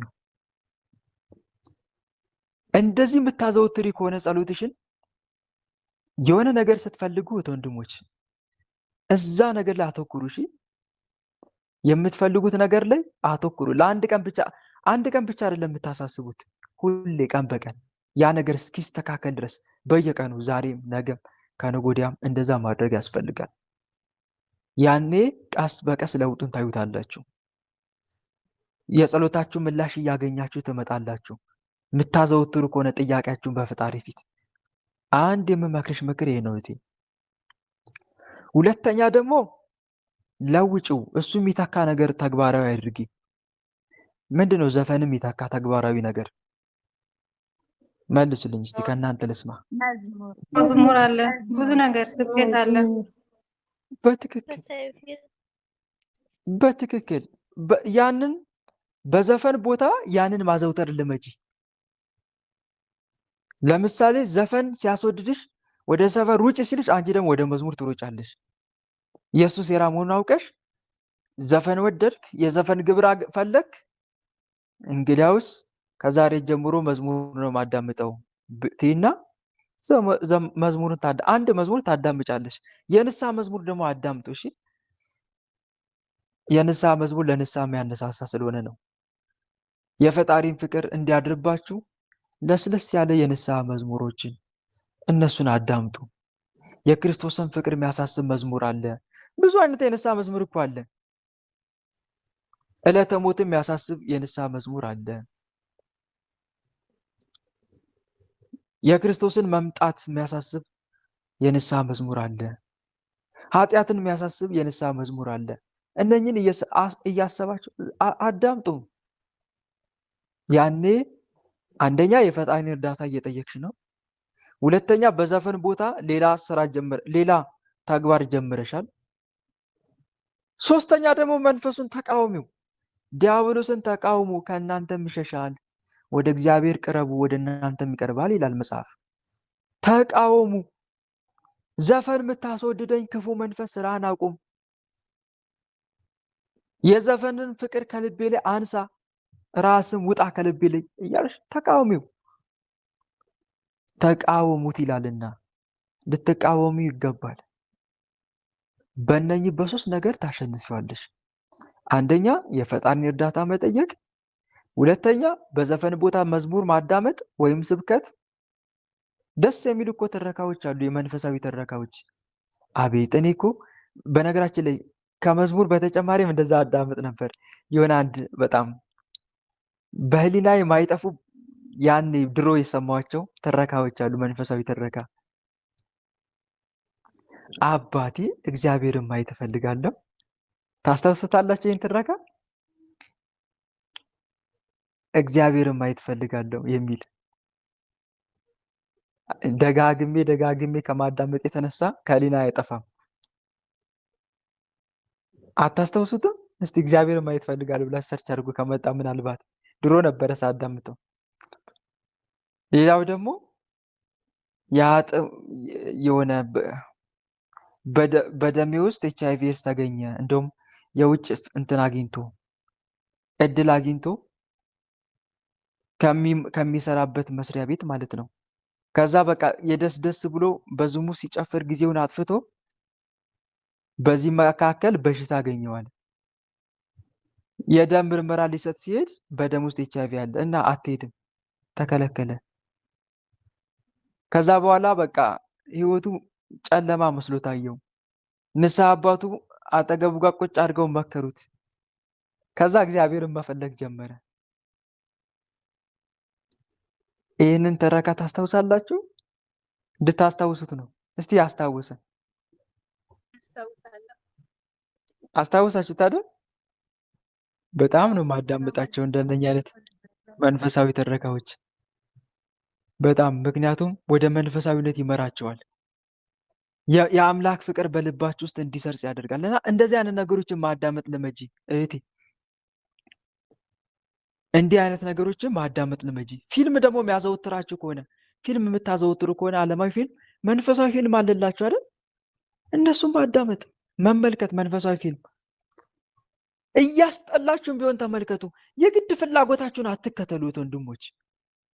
የሰውነትን ፈቃድ አትከተል ይላል እኮ መጽሐፈ ሲራክ ምዕራፍ 5 ቁጥር 2 የሰውነትን ፈቃድ አትከተል፣ የስሜት ባሪያ አትሁን። የስሜት ባሪያ አትሁን። እውነት ነው። የስሜት ባሪያ ልንሆን አይገባም። ደስ የሚያሰኝን ብቻ እየተከተልክ አትፈጽም። መፈጸም ያለብን ፈጽም እንጂ ደስ የሚያሰኝን አትፈጽም። አንዳንዴ መፈጸም ያለብን ነገሮች ደስ ላሰኙን ይችላሉ። ደስ ስላላሰኙን ደግሞ መተው የለብንም። እያስጠላን ቢሆን አድርገው። ምክንያቱም ያ ስሜት የአጋንንት እንጂ አንተ ስላልሆነ። ማጥናት ሊያስጠላ ይችላል። ተማሪ ከሆንክ ግን ፈተና ደርሶባል፣ ስላስጠላት አቆመዋለህ እንዴ? ጥናቱን ማቆም የለብም። እያስጠላን ቢሆን ማጥናት አለብህ። እጅ እያለህም ጥናት እጅ እያለህም ማጥናት አለብህ። ጨክነህ ጸሎት እየጸለክ ያለ ስላስጠላክ ታቆመዋለህ እንዴ? እያስጠላ መጸለይ አለብህ። ልክ እንደዛ ማለት ነው። እና እህቴ የግድ የሆነ ነገርን ለማድረግ ደስታ ሊሰጥሽ አይገባም። ደስታ መስጠት አይጠበቅበትም። ብቻ እውነተኛ ይሁን። ማድረግ ያለብሽ ነገር ከሆነ ጨክነሽም ቢሆን ማድረግ አለብሽ። ከዛ በኋላ ደስታው ይመጣል። ከጊዜ በኋላ ልምድ ስታደርጊው ያን ነገር ልምድ ስታደርጊው ማለት ነው። እና ይሄን ልናደርግ ይገባል። የሰውነታችሁን ፈቃድ አትከተሉ ለማለት ፈልጌ ነው። እና እነኚህ 3 ነገሮች ተግባራዊ አድርጊ። አንደኛ የእግዚአብሔር እርዳታ መጠየቅ፣ ሁለተኛ በዘፈን ፈንታ ጸሎት፣ መዝሙር መተካት፣ ሶስተኛ አጋንንቱ መቃወም። በዚህ በ3ቱ ታሸንፊያለሽ። ይሄን ይመስላል እህቴ። ግልጽ ነው? አዎ ወንድማችን ተመለሰልሽ? እና ደግሞ ፕሊሴት ወንድሞች እና ደግሞ አደራ ምንጊዜም በእያንዳንዷ ቀናችሁ ውስጥ 3 ነገሮችን አስቡ ፕሊስ። ይህን ነገር ደግሜም ነግሬያቸዋለሁ ከዚህ በፊት። አንደኛ የአምላክን ሕማም መከራ አስቡት። እንደነ አቡነ መባጽዮን አስቡ። ሁለተኛ እንደነ ወንጌላዊ ቅዱስ ዮሐንስ የክርስቶስን ሕማም እያሰበ እድሜ ልኩን ለ70 ዓመት ያለቀሰ ቅዱስ አስቡ። ሁለተኛ ኃጢአትን አስብ። ሶስተኛ መራራ ሞትን፣ የሲኦልን መከራ አስብ። አባቴ አለ አንድ ወጣኔ መነኩሴ፣ አባቴ አቤት፣ እግዚአብሔርን መፍራት በልቤ ውስጥ እንዲመጣ ምን ላድርግ አላቸው። እግዚአብሔርን መፍራት እንዲመጣ 3ቱን ነገር አስብ። የተቀበልልን መከራ፣ ኃጢአትን አስብ። ሶስተኛ ደግሞ መራራ ሞትን አስብ። በፊቱ እንደምትቆም አስብ። እነኚህ 3 ነገሮች የምታስብ ከሆነ እግዚአብሔርን መፍራት ወደ አንተ ይመጣል አሉት። ሌላው ደግሞ ቅዱሳት መጻሕፍትን አንብብ። ቅዱሳት መጻሕፍትን ማንበብ የሚዘነጋ ሰው ኃጢአት ሲሰራ አይታወቀውምና አሉ። ትክክል ነው። እና እነኚህን ነገሮች ተግባራዊ እናድርግ ለማለት ያክል ነው። በርቺ። በተረፈ እሺ፣ ተራ ቁጥር 7 አስረስ ወለተ ኪዳን አስረስ። እሺ ቀጥይ። እሺ ጸጋውን ያብዛልህ። አመሰግናለሁ ወንድማችን፣ ቃላት ያሰማልን። የኔ ጥያቄ ምንድነው? በትዳር ዙሪያ ነው። በትዳር ዙሪያ እኔ ያገባሁት በልጅነቴ ነው፣ ግን ቤተሰብ ማለት ላይ የሰጠኝ በስራ ቦታ ነው የተዋወቅኩትኝ። እዛ ነው ያገባሁት፣ በዛ ነው የተዋወቅነው። ከዛን አንጻር ነው ስላሴ ትዳር የመሰረት ነው ማለት ነው። እና እኛ ትዳር ስንመሰርት ማንም ሰው ፍላጎት አልነበረውም። طيب يعني نار شوية بس. ايوه እና የእሱ ቤተሰብ የኔ ቤተሰብ ጓደኞቹ ማንም ፈቃደኛ አልነበረም እና ግን በዛም ሆኖ ያው ትዳር መሰረትን ልጅም ወለድን ማለት ነው።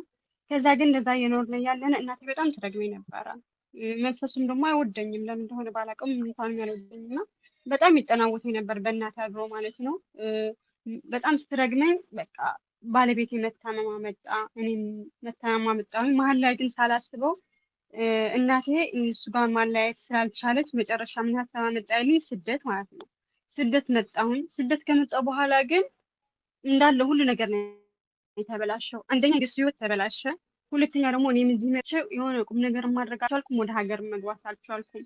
ያለ እንዳሉ ነገር አሁን ምንድን ነው ያስጨነቀኝ? ወደ እግዚአብሔር እንድመለስ ስመክረው አንቺ መጣሽ ንስሐ አልገባም፣ አንቺ ካልመጣሽ ወደ እግዚአብሔር አልመለስም፣ በሞትም እስከነ ኃጢአት እሞታለሁ ነው የሚለኝ ባለቤት ማለት ነው። እና ህይወቱ ዝብርቅርቅ ነው፣ መያዣ ነገር ምንም ነገር የለውም።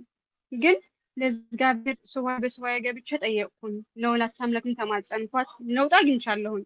ግን ደግሞ ለውጥ አግኝቼ እያለሁ ደግሞ ምንድን ሀሳብ መጣበትኝ? አንተ ንስሐ ከገባህኝ ያቺ የምትወዳት ልጅ ሳታያት ትሞታለህ፣ እግዚአብሔር ይወስድሃል የሚል ሀሳብ ደግሞ በህሊናዋ መጣበት ማለት ነው። እና ወንድማችን በጣም ያደከመኝ ይሄ ከምር ሳወራው ቀላል ነው፣ ግን በጣም አድክሞኛልና ምን ማድረግ በዚህ ምን ትመክረኛለህ? መልካም እሺ። ወላጅ እናትሽ ወላጅ እናትሽ ናት ትዳራችሁን ለመበጥበጥ የምትፈልገው ለማለያየት ስትፈልግ የነበረው? አዎ ወላጅ እናቴ በጣም መለያየት ትፈልጋለች። መንፈሱ ለምን አይወደውም። ለእኔም እንደዛ ነው። ብቻ ለምንድን አላውቅም። ነው? ወንድማችን ልጅየው ጥሩ ነው ማለት የሰው ያለው አስተያየትን ክብረትን ብዙ ነገር እኔ እሱ ለማማጉስ ሳይሆን ያለ ስራው አለም መስጠት ስለማልፈልግ ጥሩ ልጅ ነው። እናቴም ደግሞ ለሌላ ሰው ጥሩ ናት፣ በጎ ናት። ግን ከልጅነት አንስቶ እናቴ ጋር መንፈሱ በጣም አያስማማኝም። እኔን በእናቴ አድሮ ለመግደል ይሞክር ነበር። ታመልካለች እንዴ? ግን ታመልካለች? አዎ ባዳ አምልኮት ነበር። አሁን ነው እንጂ የተወቸው። አዎ ነበረ፣ ቤት ይመለክ ነበረ፣ እሺ ይደገስ አሁን ንስሐ ነበረ። ገባች? እንደውም አሁን ንስሐ ገብታለች፣ ግን መቁረብ አልቻለችም። ዋሽቶ ልጅሽን እገላታለሁኝ በስደት እንደዚህ አድርገን ማኖራት እያለ በህልም እያስፈራራት መቁረብ ግን አልቻለችም። ወንድማችን ቡናም ይህን መከደም ምናምን ቀርቷል። ንስሐም ገብታለች፣ መልካም ግን ከባድ ነው። እሺ። ስለዚህ አሁን ከዛ ስህተቷ ተመልሳለች ማለት ነው፣ ለማለያየት ከምትሞክረው ሙከራ። አይመስለኝም። አይሰማትም? አሁንም ትሞክራለች፣ አሁንም ትሞክራለች። እሺ መልካም። እና ለምንድን ነው የምትጠይው ብለሽ ስትጠይቂያት ምክንያት አላመጣችልሽም ወይ ዝም ብዬ እንዲጠላዋለሁ ብላ ነው? ምክንያት የምትለው መጀመሪያ ምንም ነገር የለም ከሚሉት አንጻር ነው። ሁለተኛ ደግሞ ሁለታችንም ልጅ ስለነበርና ሁለታችሁም ልጆች ናቸው ከሚባል አንጻር ነበረ። አሁን ደግሞ ያው ምን አለ መሰለው እንደማለት ሰው እንግዲህ እንሳሳታለን። ሰው መሳሳት አይቀርም። ከድህነት አንጻር እኔ ባጭሩ ከድህነት ከድህነት አንጻር አንጻር። መልካም በቃ በዛ ነው። መልካም እሺ። አሁን ስለዚህ እሱ ንስሐ ገባ ስትይው ንስሐ አልገባም እያለ እየተቃወመ ነው። እና ደግሞ በህሊና ምን ነበር ያልሽኝ? ንስሐ ከገባክ ትሞታለህ የሚል ሀሳብ የእሱ ነው ያንቺ? እሱን ነው እንጂ እሱ እኔ ለእግዚአብሔር ተማጽኛው ስህተቱን አመን። አዎ ለእግዚአብሔር ለወላዲተ አምላክ ነገርኳትና መልስ ሰጠችኝ። ቅዱስ ሚካኤልና ወላዲተ አምላክ መልስ ሰጡኝ። ንስሐ ገባለሁ፣ ነፍስ አባት እየፈለግኩ ነው፣ ያደረኩት ስህተት አምኛለሁ ብሎ ተጸጽቶ ደውሎ ሲነግረኝ እኔ ለእግዚአብሔር አመስግኜ ንስሐ አባት እየፈለገ ንስሐ አባት ያገኘኋቸው ሁላችሁም ሙሉ ናቸው ማለት ሞልተናል እያሉ ነው እና እየፈለኩ ነው ነፍስ አባት አለኝ ማለት ነው። እሺ ብዬ እያለሁ መሀል ላይ ግን 2 ወር ሙሉ ስልክ ዘጋኝ። 2 ወር ሙሉ እሺ ብቀጥቅጥ ስልክ አያነሳም። በኋላ ግን መሀል ላይ አግኝቼው ለምንድን ነው ስልክ አታነሳም? ሁለተኛ ደግሞ ምን ሆነህ ነው ያን ያልኩህ ነገር ስለምንድን ነው ብሎ ምን አለኝ? እኔ እኮ ወደ እግዚአብሔር ተመልሼ ሀሳቤን የሰራሁትን ኃጢአት ስጸጸት እግዚአብሔር ከወሰደኝ ሳለ ለምን ይወስዳል? እግዚአብሔር ልጆችን ይወስዳል እንደ ያስተምራል እንጂ ስለው ይወስደኛል። ከወሰደማ ይውሰድ ብዬ ስመልስለት እንደዛም አልፈልግም፣ አንቺን ሳላይሽ መሞት አልፈልግም፣ ምክንያቱም ንስሐ ገብቼ ከተጸጸትኩኝ እግዚአብሔር ይወስደኛል ብሎ በአጭሩ መለሰልኝ ማለት ነው። ከየት ትምህርት ተማረው? ይሄ እግዚአብሔር ሰዎች ወደ እሱ ሲመለሱ እንደሚወስድ ከየት ትምህርት ተማረው? አንደኛ ምን ማስረጃ አለት? እንደዛ የሚል አለ እንዴ? ከየት ተማርክ አትይው? አንደኛ ዝም ብሎ ሰዎች ያለ ምንም ዝም ብሎ ከራሳቸው ሀሳብ እየተነሱ ሲከራከሯቸው ምን ላይ ተጽፎ አግኝተህ ነው እንደዚህ አይነት ነገር ሀሳብ የምታመጣው? ሰዎች ንስሐ ስለገቡ ይሞታሉ የሚል ቃል አለ እንዴ? ሰዎች ንስሐ ስለገቡ ቅዱስ ቁርባን ስለተቀበሉ ይሞታሉ የሚል ቃል አለ?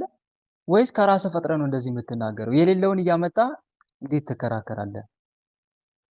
እንደዚህ ብሎ መናገር መጠየቅ ያስፈልጋል። ዝም ብሎ አያደርግም እንዲህ አትሆንም ባለ ሰው ከየት አመጣ? ያለ ማስረጃ ዝም ብሎ እንደዚህ የሚያወሩ ሰዎች አሉ፣ የራሳቸውን ሀሳብ እየፈጠሩ። አንተ ብለህ በራስህ ፈልስፈህ ነው ወይስ የተጻፈ ነገር አንብበህ አይተህ ነው? መጽሐፍ ቅዱስ ላይ ንስሐ ግቡ በሕይወትም ትኖራላችሁ ነው የሚለው። ንስሐ ካልገባችሁ ግን ትጠፋላችሁ ነው የሚለው። ሲጀመር አንተን እያኖረክ ያለው ንስሐ እስከምትገባ እንደሆነ አታውቅም እንዴ? ንስሐ ሳትገባ ብትሞት የት እንደምትገባ ታውቃለህ ወይ? አትዩ። የት ነው የምትገባው? ገሃነም እኮ ነው የምትወርደው። ንስሐ ገብተህ ብትሞት እኮ መንግስተ ሰማይ ነው የምትገባው። አንደኛ በመጀመሪያ ያለ እግዚአብሔር ፈቃድ አይደለም አሁንም እየኖርክ ያለው፣ ስለፈቀደልህ ነው የምትኖረው። ግልጽ ነው አይደል? ማን ስለፈቀደ ነው? እግዚአብሔር ስለፈቀደልህ ነው እየኖርክ ያለው። እችንም ጊዜ ደግሞ የሰጠክ ንስሐ እስከምትገባ ድረስ ነው። ንስሐ እንድትገባለት ነው እየሰጠክ ያለው። ሁለተኛ ደግሞ ኖረህም ሆነ ሞተ የማን ነህ? ኖረህም ሆነ ሞተ የማን ነህ? የእግዚአብሔር ነህ። ሶስተኛ ደግሞ አንቺን አጣለው ከኔ ይልቅ ማንን ነው ማስበለጥ ያለብን? እግዚአብሔር አምላክን ነው። ከኔ ይልቅ አባቱ ወይም እናቱን የሚወድ ለኔ ሊሆን አይገባውም። ከኔ ይልቅም ወንድ ልጁን ወይም ሴት ልጁን የሚወድ ለኔ ሊሆን አይገባውም። ራሱን እንኳን ሳይቀር ባይጠላ ደቀ መዝሙሬ ሊሆን አይችልም ይላል ጌታ። ስለዚህ በህይወታችን ማስቀደም ያለብን ፈጣሪና ፈጣሪ ብቻ ነው። ከፈጣሪ ውጪ ማንም ልናስቀድም አይገባም። ይሄ ሁሉ ተራ ምክንያት ናቸው፣ የሚያቀርብልሽ ምክንያት በሙሉ። መጀመሪያ ግን ለውጥ አግኝቻለሁ ብለሻል፣ ጥሩ ነው። የጸሎትሽን ፍሬ አሳይቶሻል መድኃኒዓለም። መጀመሪያ ሞታለሁ ምናምን ያለ፣ አሁን ግን ይሻላል። ግን አሁንም ቢሆን ስትከራከሪው ወይም ደግሞ እንዲህ አይነት ሀሳብ ሲያመጣ ምን መጽሐፍ ላይ አግኝተህ ነው ሰዎች ንስሐ ሲገቡ ይሞታሉ የሚል? ንስሐ ሲገቡ በህይወት ይኖራሉ የሚለውን እኔ ያሳያለሁ።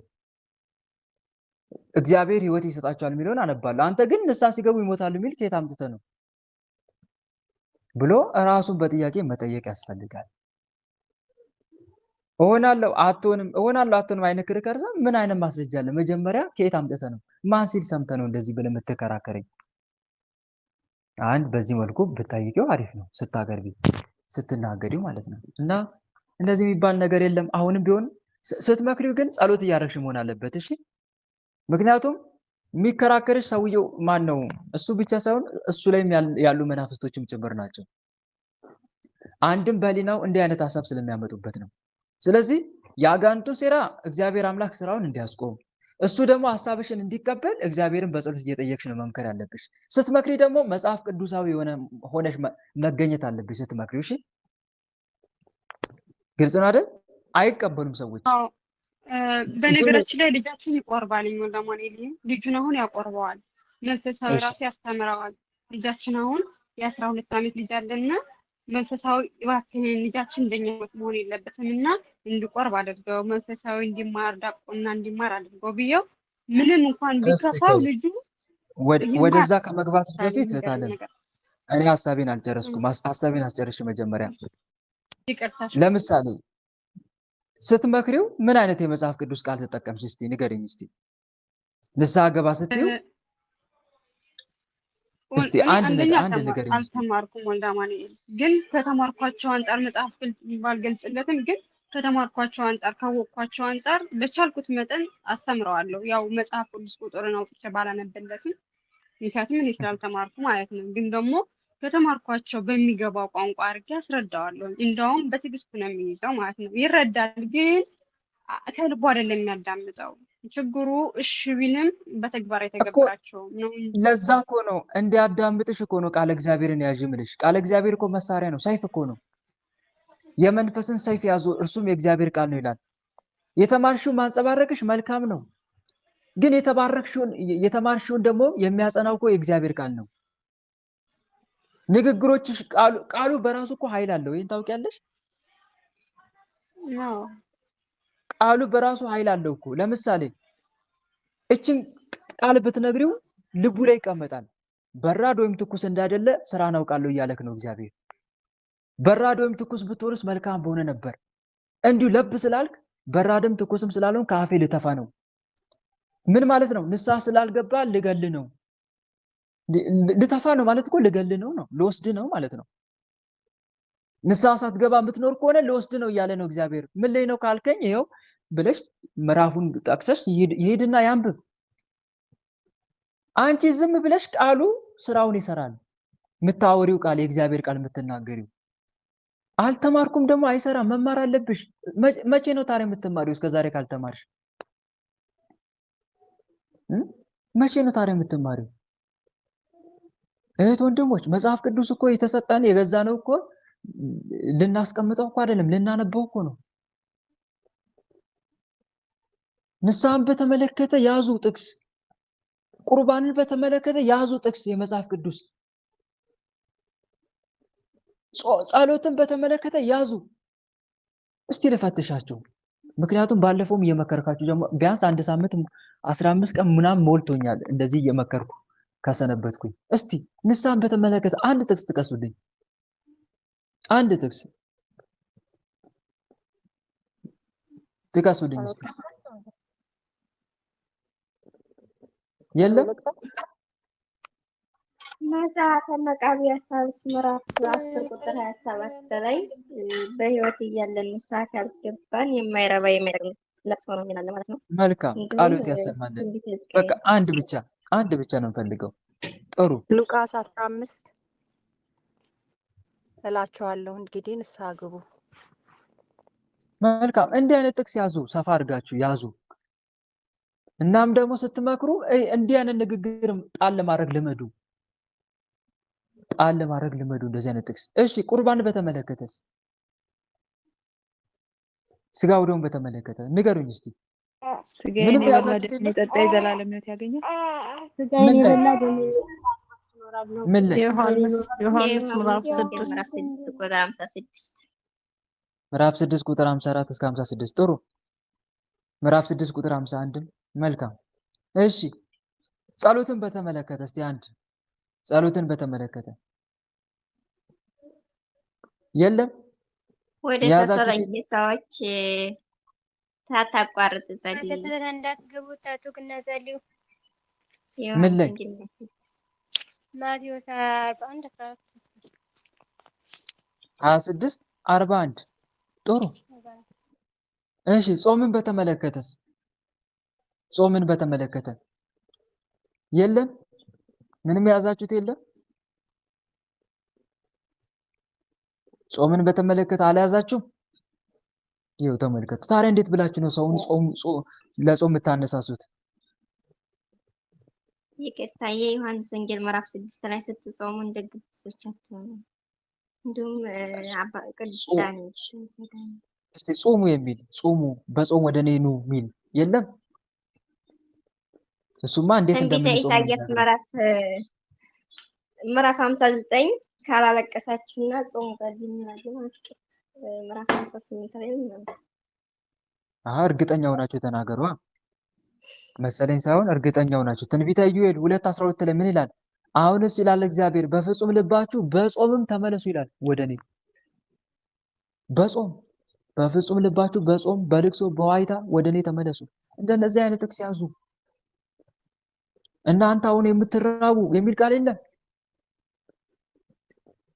የምትጾሙ ማለት እኮ ነው ብፁዓን ናችሁ ትጠግባላችሁ።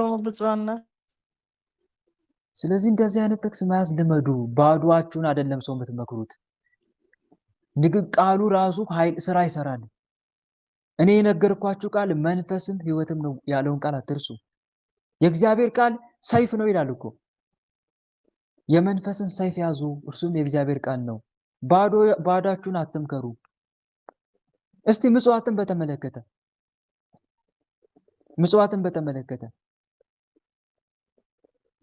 የለም? ምጽዋትን በተመለከተ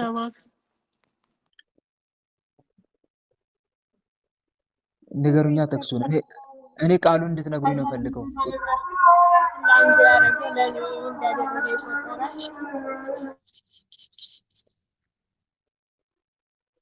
አልሰማውኝም።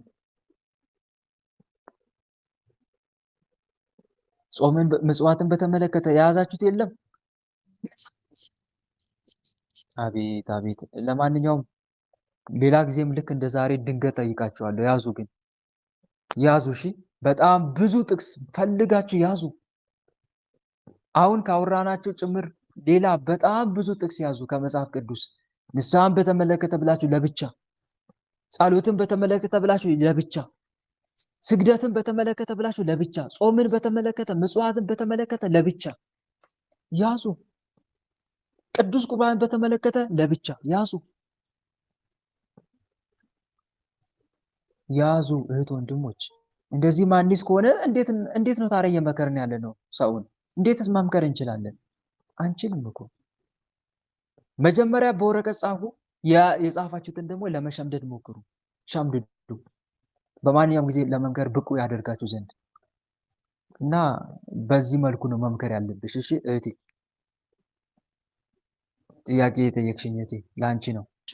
በዚህ መልኩ መምከር አለብሽ ስትመክሪ እና ከዛ በኋላ ልቡን እንዲያነሳሳ ደግሞ ወደ እግዚአብሔር ትማጸኛለሽ። ከዛ ደግሞ በየጊዜው ቼክ ታደርጊያለሽ ያለው መፈጸምና አለመፈጸሙን።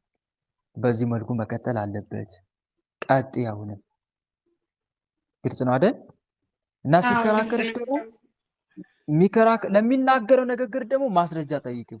ምን ላይ አግኝተህ ነው እንዲህ የምትለኝ? የተጻፈ አንብበህ ነው ወይስ ከራስ አፍልቀ ወይስ ሰው ሲል ሰምተህ? እግዚአብሔር አምላክ ንስሐ ማትገባ ከሆነ እገድልሃለሁ ነው እያላለሁ። አንተ ግን ንስሐ ከገባው ሞታለሁ እያልክ ነው። ከየት አመጣ? ይገናኛል ወይ ስትዩ ግራ አይጋባ? መልሽልኝ እስቲ። ግራ አይጋባ? ይገባል። አይሽ አይደል? አሁን ዝም ብለሽ አትሞትም እንደዚህ ስትዩ እኔ ሞታለሁ አትሞትም ሞታለሁ አይነት ክርክር ነው የሚሆነው። አትሞትም ሞታለሁ አይነት ክርክር ነው የሚሆነው። ግን አንቺ መጀመሪያ ማስረጃ ጠይቀዋል። ለሚናገራት ለእያንዳንዱ ቃል ማስረጃ ምን ላይ አንብበ? ከየት አመጣ? የት ላይ የተጻፈውን አንብበ ነው ስትዩ ግራ ይጋባል ማለት ነው። መጽሐፍ ቅዱስ ግን የሚለው ንስሐ ሳትገባ ልገልህ ነው እያለ ነው። አንተ ግን ንስሐ ከገባው ሞታለሁ እያልክ ነው። ስለዚህ ይሄ ሐሳብ ከሰይጣን የመጣ ነው ብለሽ ያኔ ንስሐ እንዲገባ ትገፋፊዋለሽ ማለት ነው። እና ይሄ ነው። ስለዚህ ንስሐ አባት አጣው ምንም ይሄ ለመሸወድም የሚጠቀምበት ሊሆን ይችላል። እና ብቻ አንቺን ለማሳመን እሺ ለማለት ብቻ ማለት ነው። ከዛ አንፃር ሊሆን ይችላል። ስለዚህ በርቺ፣ በጸሎትም በርቺ፣ በመምከርም በርቺ ለማለት ያክል ነው። ወደ ሌላ ጥያቄ እንለፍ። ተራ ቁጥር 8 አሜን። ተራ ቁጥር 8 ገኒ ነው። ገኒ ወለተ ሰንበት። ገኒ ወለተ ሰንበት። ተራ ቁጥር 8 እሺ። ተራ ቁጥር 9 ወለተ ማርያም። 9 ወለተ ማርያም። እሺ 10 እህተ ሚካኤል ናርዲ። 10 ቀጥይ። ተራ ቁጥር 10 ቀጥይ። የለም 11 ሳራ እህተ ገብርኤል። ሳራ እህተ ገብርኤል 11 12 ማሪቱ ወለተ ማርያም። ቀጥይ። እሺ አሜን። ጸጋውን ያብዛልህ ወንድም አለምዬ። እግዚአብሔር አምላክ ያገልግሎት ዘመን ግን ይባርክልህ። የኔ ጥያቄ ማለት ነው እና የእርግማን መንፈስ አባቱ በጣም ይረግመዋል ምናምን ሲባል እሰማለሁ እና ወልደህ እንደዚህ ወልደህ ብድሩን አግኘው ምናምን እንደዛ ይባላል። ልክ ወንድሜም እንደዛ ነው የሆነው ማለት ነው። እና አንድ ነው ወንድማችን እንደዛ ሆኖ ግን ከአባት ጋር በጣም አይስማሙም። ደግሞም እንደዛ ሆኖ በጣም ነው የሚረግመው። ልክ እርግማኑ ደግሞ አሁን እናቱ አሁንም እየረገመው ነው። አባትም ይረግማል። ልክ በቃ ሁሉ ነገር በስራም ሆነ ምንም ሆነ እንትን የሚሳካለት ነገር የለም። እሺ ከዛ እናትየዋ ስጠይቃት ማለት ነው ልክ አባቱም እንደዚህ ሲረግመው ነበር ያደገው ደግሞም ወልደህ ብድሩን አግኘው ይለው ነበር። አሁን ልክ እንደዛ ነው የሆነው። ልጅቱ እያለች ትነግረኛለች ያቴ ማለት ነው። እና አሁን ልጅቱ በቃ በስራ ዙሪያም ሆነ በሁሉ ነገር ክሽፍሽፍ ነው የሚልበትና አሁን ይሄ የእርግማኑ መንፈስ እንዴትስ ነው ማቆም የሚቻለው? ደግሞ መጠጥ ይጠጣል አባቴ። ሲጠጣ በጣም ነው የሚረግመን። እኔም በጣም ይወደኛል፣ ከልጆቹ አስበልጦ ይወደኛል። ግን ወደ መንፈሳዊ ህይወት ስገባ አሁን በስደት ዓለም ነው ያለሁት። አገርም እንዲሆኑ ወደ ጸበልም እንደዚህ ቤተክርስቲያንም ስሄድ እናንተ ኃጢአተኞች ምናምን እያለ እኔን ራሱ እንደ ጸበል ቦታ ጸበል ጠጣ ተጠመቅ ምናምን እንደዚህ ስል እኔን ጠላኝ። እኔን ራሱ በጣም ከዛ እኔን ራሱ አሁንም ይሰማኛል፣ ግን ምለውን ተግባር ላይ ተግባርም ዜሮ ነው። ሲጠጣ ደግሞ በጣም ነው የሚናገረውን አያውቀውም፣ ግን ሲራገም ጠጥቶም ደግሞ ይብሳል። በቃ እና አሁን ይሄንን እንዴት ምን ማድረግ አለብኝ? ምን ትመክረኛለህ ወንድሜ? በሁለት መንገድ ነው ማሸነፍ የምትችይው። ይሄንንም በመምከርና በመጸለይ። በሁለት መንገድ በመምከርና ምን በማድረግ በመጸለይ። ሁለት ነገሮችን አድርጊ። አዎ እርግማን አጋንንት ስራውን ለመስራት የሚያጸድቅበት አይነተኛ መንገዱ ነው። ሰዎች ላይ የሚፈልገውን አጀንዳ ለመፈጸም የሚጠቀምበት ስልት ነው። ልክ በለዓም ባላቅ በለዓምን እርገምልኝ አለ። እርገምልኝ። ያኔ ሲረግማቸው የሚረዱት እርግማኑን ተከትለው የሚረዱ መናፍስት አሉ።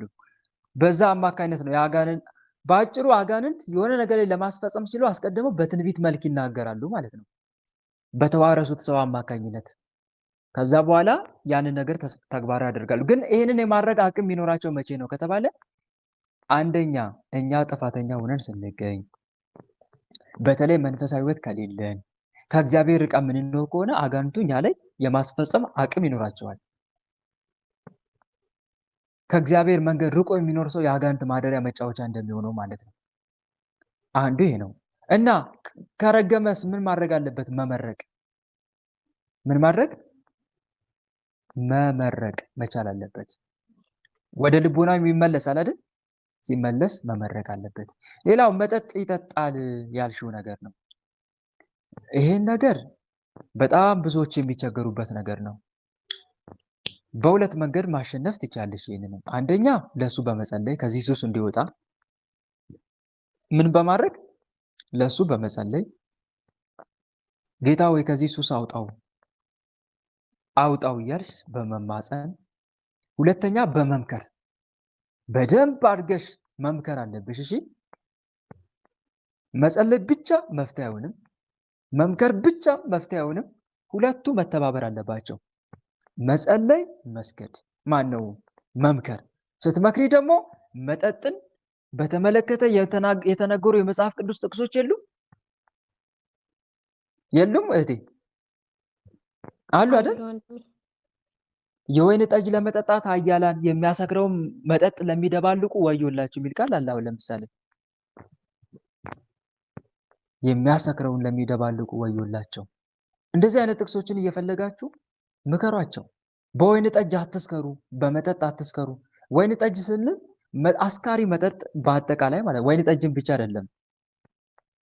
በወይን ጠጅ አትስከሩ፣ መንፈስ ይሙላባችሁ እንጂ በመጠጥ አትስከሩ፣ ይህ ማባከን የሚል ቃል አለ። አሁን ለምሳሌ ኤፌሶን መልእክት ምዕራፍ 5 ላይ ቁጥር 18። እንደዚህ አይነት ጥቅሶችን ፈልገሽ ለምንድነው ጊዜ የምታባክነው? እናም ደግሞ በዓለማዊ መንገድ መጠጥ ምን ያክል የሰው ልጅ እንደሚጎዳ እያብራራችሁ በደንብ ማስተማር፣ ምን አይነት ችግር እንደሚፈጠር፣ የጎንዮሽ ጉዳት ጤና ላይ ችግር እንደሚፈጠር፣ ሁለተኛም ደግሞ ከእግዚአብሔር እንደሚያርቅ እያብራራችሁ ንገሯቸው በትዕግስት። በአንድ በኩል ትጸልያለሽ፣ በአንድ በኩል ደግሞ መጠጥ ከጤናም አንጻር ከመንፈሳዊ ሕይወትም አንጻር እጅጉን እንደሚጎዳ ንገራቸው፣ ንገሪው። ጭራሽ ከአባቴ የማልፋውን ማለት ነው። ወንድሜን እንደዛ በሱ ሲበሳጭ ምናምን ከሱ ጋር ሰላም ሳይኖረው ልክ አሁን በቃ ከቤት እሱም ትእዛዙን አይሰማም የሚባባሉትን ጭራሽ አሁን በቃ አባቴም ሆነ ወንድሜም ሲናገር ምንም መደማመጥ ነገር የለም። ግን ከሱ ሽሽት እያለ አሁን ወንድሜ ምን ሆነ ሱሰኛ፣ ደግሞ እሱ ምን ይሆናል ደግሞ አሁን የሚውለው አጫሽና ቃሚዎች ጋር ነው። እና አሁን ልክ እኔን እንደዚህ ስመክረው ታላቄ ነው፣ ግን በጣም አሁን እኔን እንደዚህ ስመክረው ምናምን ይፈራኛል። ለእኔ እንደዚህ ሁሉን ነገር እሺ ብሎ ይሄን አደርጋለሁ ብሎ ግን ውሎውና ተግባሩን ስሰማ ሌላ ነው። እና ወደ ጸበልም ሄዶ ምናምን እንደዛ ደህና ተመልሶልኝ ነበር መንፈሱ። እና ብድግ ብሎ ግን ሄዶ እንደዚህ ብዬ ነው ትሄዳለህ ምናምን ብዬው እንደዚህ ሳትነግረኝ እንዳትመለስ አልኩት። ከዛ ብድግ ብሎ እንዴት እንደሄድሁ አላውቅም ራሴን ቤት አገኙት ምናምን ብሎ ነገረኝ። እና አሁን ደግሞ ተመልሰህ ሂድ ስለው እዛ ሂጅ የምታሰረው ምናምን ይለኛል። እና መንፈሱም ጭምር አንደበቱ ላይ ሆኖ ነው የሚወራኝ። እና አሁን ደግሞ ጭራሽ አጫሽና ቃሚዎች ጋር ነው የሚውለው። ጠጭነቱ እንዳለ ሆኖ ማለት ነው። ግን ይህንን የሆነው ከአባቴ ጋር ሲጣላ ልክ በብስጭነቱ ይነሳና ከዛ መጠጥ ላይ ከዛ ራሱን ይስታል ምናምን እና እንደዛ አሁን በጣም ተቸግሬያለሁ። እና እግዚአብሔር አምላክ ብቻ ያግዘኝ። ምን ማድረግ አለብኝ በዚህ ሁኔታ? ምከሪው፣ ጸልይለት፣ ሌላ ነገር የለውም። ምከሪው፣ ጸልይለት። ስትጸልይለት ደግሞ አንደኛ ስመ ክርስትናውን እጅሽ ላይ ጽፈሽ በመስገድ በስሙ መባ በማስገባት የእግዚአብሔርን እርዳታ በመጠየቅ፣ ሁለተኛ ደግሞ መናፍስቱን ገስጭለት። እሱ ላይ ሆነው የሚዋጉትን ወደ መጠጥ እንዲሄድ የሚያደርጉትን ክፉ መናፍስትም እሰሪለት። ማለቴ እግዚአብሔር አምላክ መናፍስቶችን በሙሉ ወደ መጠጥ እንዲሄድ ከአባቱ ጋር እንዲጣላ እያደረጉ ችግር የሚፈጥሩበትን ክፉ መናፍስት እንዲያስሩለት ጸልይለት። እግዚአብሔር አምላክ እንዲያስርለት መናፍስቶችንም ገስጪ። እንደዚሁም ደግሞ ስመ ክርስትናውን እጅሽ ላይ ጽፈሽ ስገጂ፣ በስሙ መልካም ስራ ስሪ። እንደገናም አጥብቀሽ ምክር ላይ ስሪ። መምከር ላይ አሁንም አዘውትሪ ሁሌ።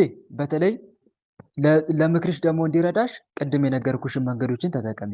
ከጤና ችግር አንጻር መጠጥ ምን አይነት ችግር እንደሚፈጥርበት፣ ሁለተኛም ደግሞ ከመንፈሳዊ ሕይወትም አንጻር ምን ያክል ከእግዚአብሔር እንደሚያርቀው የመጽሐፍ ቅዱስ ጥቅሶችን እየተጠቀምሽ ምከሪ። ይሄ ነው እህቴ መፍትሄው። ያንን አድርጊ። በተረፈ ራስሽ ላይ አተኩሪ። አንቺ ማሳሰብ ከአንቺ የሚጠበቀው ማሳሰብ፣ ከዛም ራስሽ ላይ አተኩሪ። ግልጽ ነው አይደል? ያንን አድርጊ። እሺ ወንድም አለም ቃል ፊት ያሰማልን፣ ጸጋውን ያብዛል። እግዚአብሔር አምላክ ያገልግቱን፣ ዘመንክን ይባርክልኝ። ወንድም አለም አመሰግናለሁ። እግዚአብሔር ይስጥልኝ። አሜን አሜን። ተራ ቁጥር 13 እያልኩ ነበር። ማን ነው? ወለተ ህይወት ነበርኩኝ። እሺ 12 ቀጥይ። ወለተ ህይወት ሳትሆኚ ማሪቱ። ወለተ ህይወት ቀጥይ። እሺ እሺ በስመ አብ ወወልድ ወመንፈስ ቅዱስ አሐዱ አምላክ ሥላሴ። እኔ ጥያቄ ለእናቴ ነው። እናቴ ባዕድ አምልኮ ታመልክ ነበር በፊት እና አሁን ትታለች። ግን አሁን ትታ ጥያቄ የሆነብኝ የሆነ እቃ ይጠፋባታል። ዝም ብሎ ማንኛውም እቃ ከቤት ውስጥ ያለ እቃ ይጠፋባታል እና እኛን ነው የምትለን፣ እናንተ ወስዳችሁት ወይም ደግሞ አባቴን አንተ ነው የወሰድከው ትለዋለች። ግን እኮ ያን እቃ እሷ አስቀምጠዋለች አለ። ከዛኛ ፈልገን ስናገኘው አለ እኮ ይኸው ስንላት እና ወይም አድሮ ምናምን ከሆነ አምጣችሁት መልሳችሁ ቀይራችሁት ሌላ ነው ምናምን ትለናለች። እና ደግሞ ያልተቀየረውም ማለት ነው። ሌላ ደግሞ ሁለተኛ ጥያቄ አንቀልባ እኮ ምንድን ነው ጥያቄሽ? እዚህ ጋር ጥያቄሽ ምንድን ነው? እቃ ትሰውራለች፣ ታስቀምጣለች፣ መልሳ ደግሞ እኛን ትጣላናለች። እሺ አዎ እናንተ ነው የወሰዳችሁት ነው የምትልን። ማንኛውንም እቃ በቃ ሁሉም ነገር እቃ የቤቱ የምታስቀምጠው እቃ ሁሉ ማለት ነው ይጠፋባታል። እዛ እናንተ ናችሁ የወሰዳችሁት። ለራሷ አስቀመጠችበት አግኝተ ነው ግን አታምነንም። እሺ ስለዚህ አባቴንም ትለዋለች አንተ ነው የወሰድከው ምናምን። በቃ በዚህ ምክንያት በጣም ይጨቃጨቃሉ፣ ሁሌም ይጣላሉ፣ ምንም ሰላም የላቸውም ምናምን። ሰበብ እየፈጠረ እያጋጨ ነው። ታዲያ ታለምዬ ምን ጥያቄ አለው? ሰበብ እየፈጠረ እያጋጨ ነው። የቤተሰብ ዛር አጋንንቱ የሚመለከው የሚፈልገው ማጋጨት አይደል? ማባላት አይደል? እርስ በርስ ቤተሰብ ሰላም ፈጥሮ እንዲኖር ይፈልጋል? አይፈልግም አይደል? ስለዚህ እናትሽ ላይ ይቀመጥና እነሱ ናቸው የደበቁ እያለ ያወራታል በሊናዋ። ከዛ መልሳ እናንተ ላይ እቃውን ይደብቅባታል፣ በራሷ እጅ አስቀምጦ ያስደብቃታል። ከዛ እናንተ ላይ ትወርድባቸዋለች። ብትሰጧትም ደግሞ እናንተ ደብቃችሁ ነው ብሎ ያጣላል፣ ያጋጫል። የአጋንንቱ ስራ ሲጀመር አይደለ እንዴ? እና ደግሞ አባቴ ወይም ሌላ የሆነ ቦታ ሊሄድ ብሎ ሄዶ በቃ አይቼዋለሁ ከዚህ ቦታ አልሄድም ትላለች። ያላየችውን ወይም ተመሳሳይ ሰው አይቻለሁ። እህቴንም በሌላ ሀገር ያለችውን አይቻታለሁ። ዝም ብዬ ያለፍኳት። ለምንና ካየሻት አትገናኛትም ስንላት አይ በርቀት ነው ያየዋት ምናምን ትለናለች። ዝም ብላ ብድግ ብላ ማለት ነው። እና ቅዱስ ቁርባን ደግሞ ጀምረው ነበር ይቀበሉ ነበር እና ሁሌም በቃ በፍላጎቷ አትቀበልም ማለት እንቀበል ባላት ጊዜ አልተዘጋጀውም ምናምን። ለምንድን ነው ስንላት እኛ በቃ ከሱ ጋር እንደዚህ እየተጣላሁ ምናምን ትለናለች። ንስሐ ገብታለች እንዴ? ንስሐ ገብታለች? አዎ ንስሐ ገብታለች። በአዳም ልኮ ትታለች? ትታለች ግን ብዙም አልፎ አልፎ ከልቧ አልተወችም ይመስለኛል ሳስበው። ዙሮ ከእሷ ጋርም አይደለሁም እኔ አሁን። በፊትም አናውቅም ነበር፣ አሁን ነው የተረዳሁት ይሄን ነገር ሁሉ። እና ምከሪያት እህቴ። ጠንቋይን አጋንንትን ማምለክ መጨረሻው ጥፋት እንደሆነ ንገሪያት። ከመጽሐፍ ቅዱስ ጥቅስ እያመጣሽ አጋንንትን የሚከተል ሰው መጨረሻው ጥፋት እንደሆነ ንገሪያት። በደንብ አጽንተሽ ምከሪያት። አንዴ ብቻ አይደለም። እንዴት ትመለሳለች ሳትመክሪያት? ታዲያ ሳትመክሪያት ሳታስጠነቅቂያት አንቺ ጣዖት ማምለክ ለአጋንንት መገበር ገሃነም እንደሚያወርድ ሰማሽ አይደል? እዚህ መተሽ።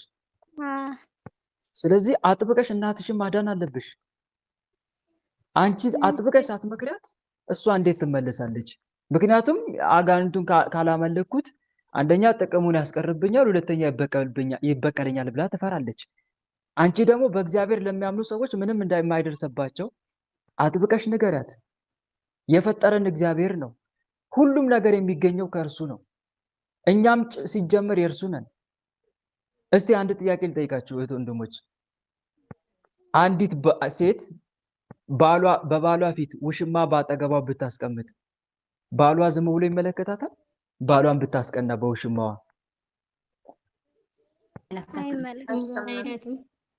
አይቀጣትም? ይቀጣታል። ልክ ተመልከቱ። ፈጣሪንም እሱን አስቀምጠን የፈጠረን አምላካችን አስቀምጠን እሱን አጋንንትን ማምለክ ማለት ለአጋንንት መገበር መስገድ ማለት ፈጣሪን እንደማስቀናት ነው። ልክ ባል በሚስቱ ሚስት ባሏ እንደምታስቀናው ፈጣሪንም ማስቀናት ነው። እሱን ማምለክ ትተን እሱ ለፈጠረው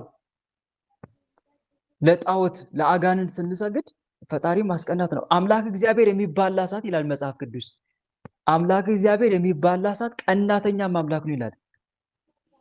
በአምላክነቱ ሲመጡበት ለሱ ብቻ መገዛት ሲገባል ለሱ መገዛትን ለአጋንንት ስንሰጥ እግዚአብሔር አምላክ በዚህ በአምላክነቱ ይቀናል፣ ይበቀላል ደግሞ አጥብቆ። እሺ ግን ስማክራት የሆነ እንዲህ ያደረግሽ መምከር አለብሽ፣ ልክ እኔ እንደምመክርሽ ላንቺ።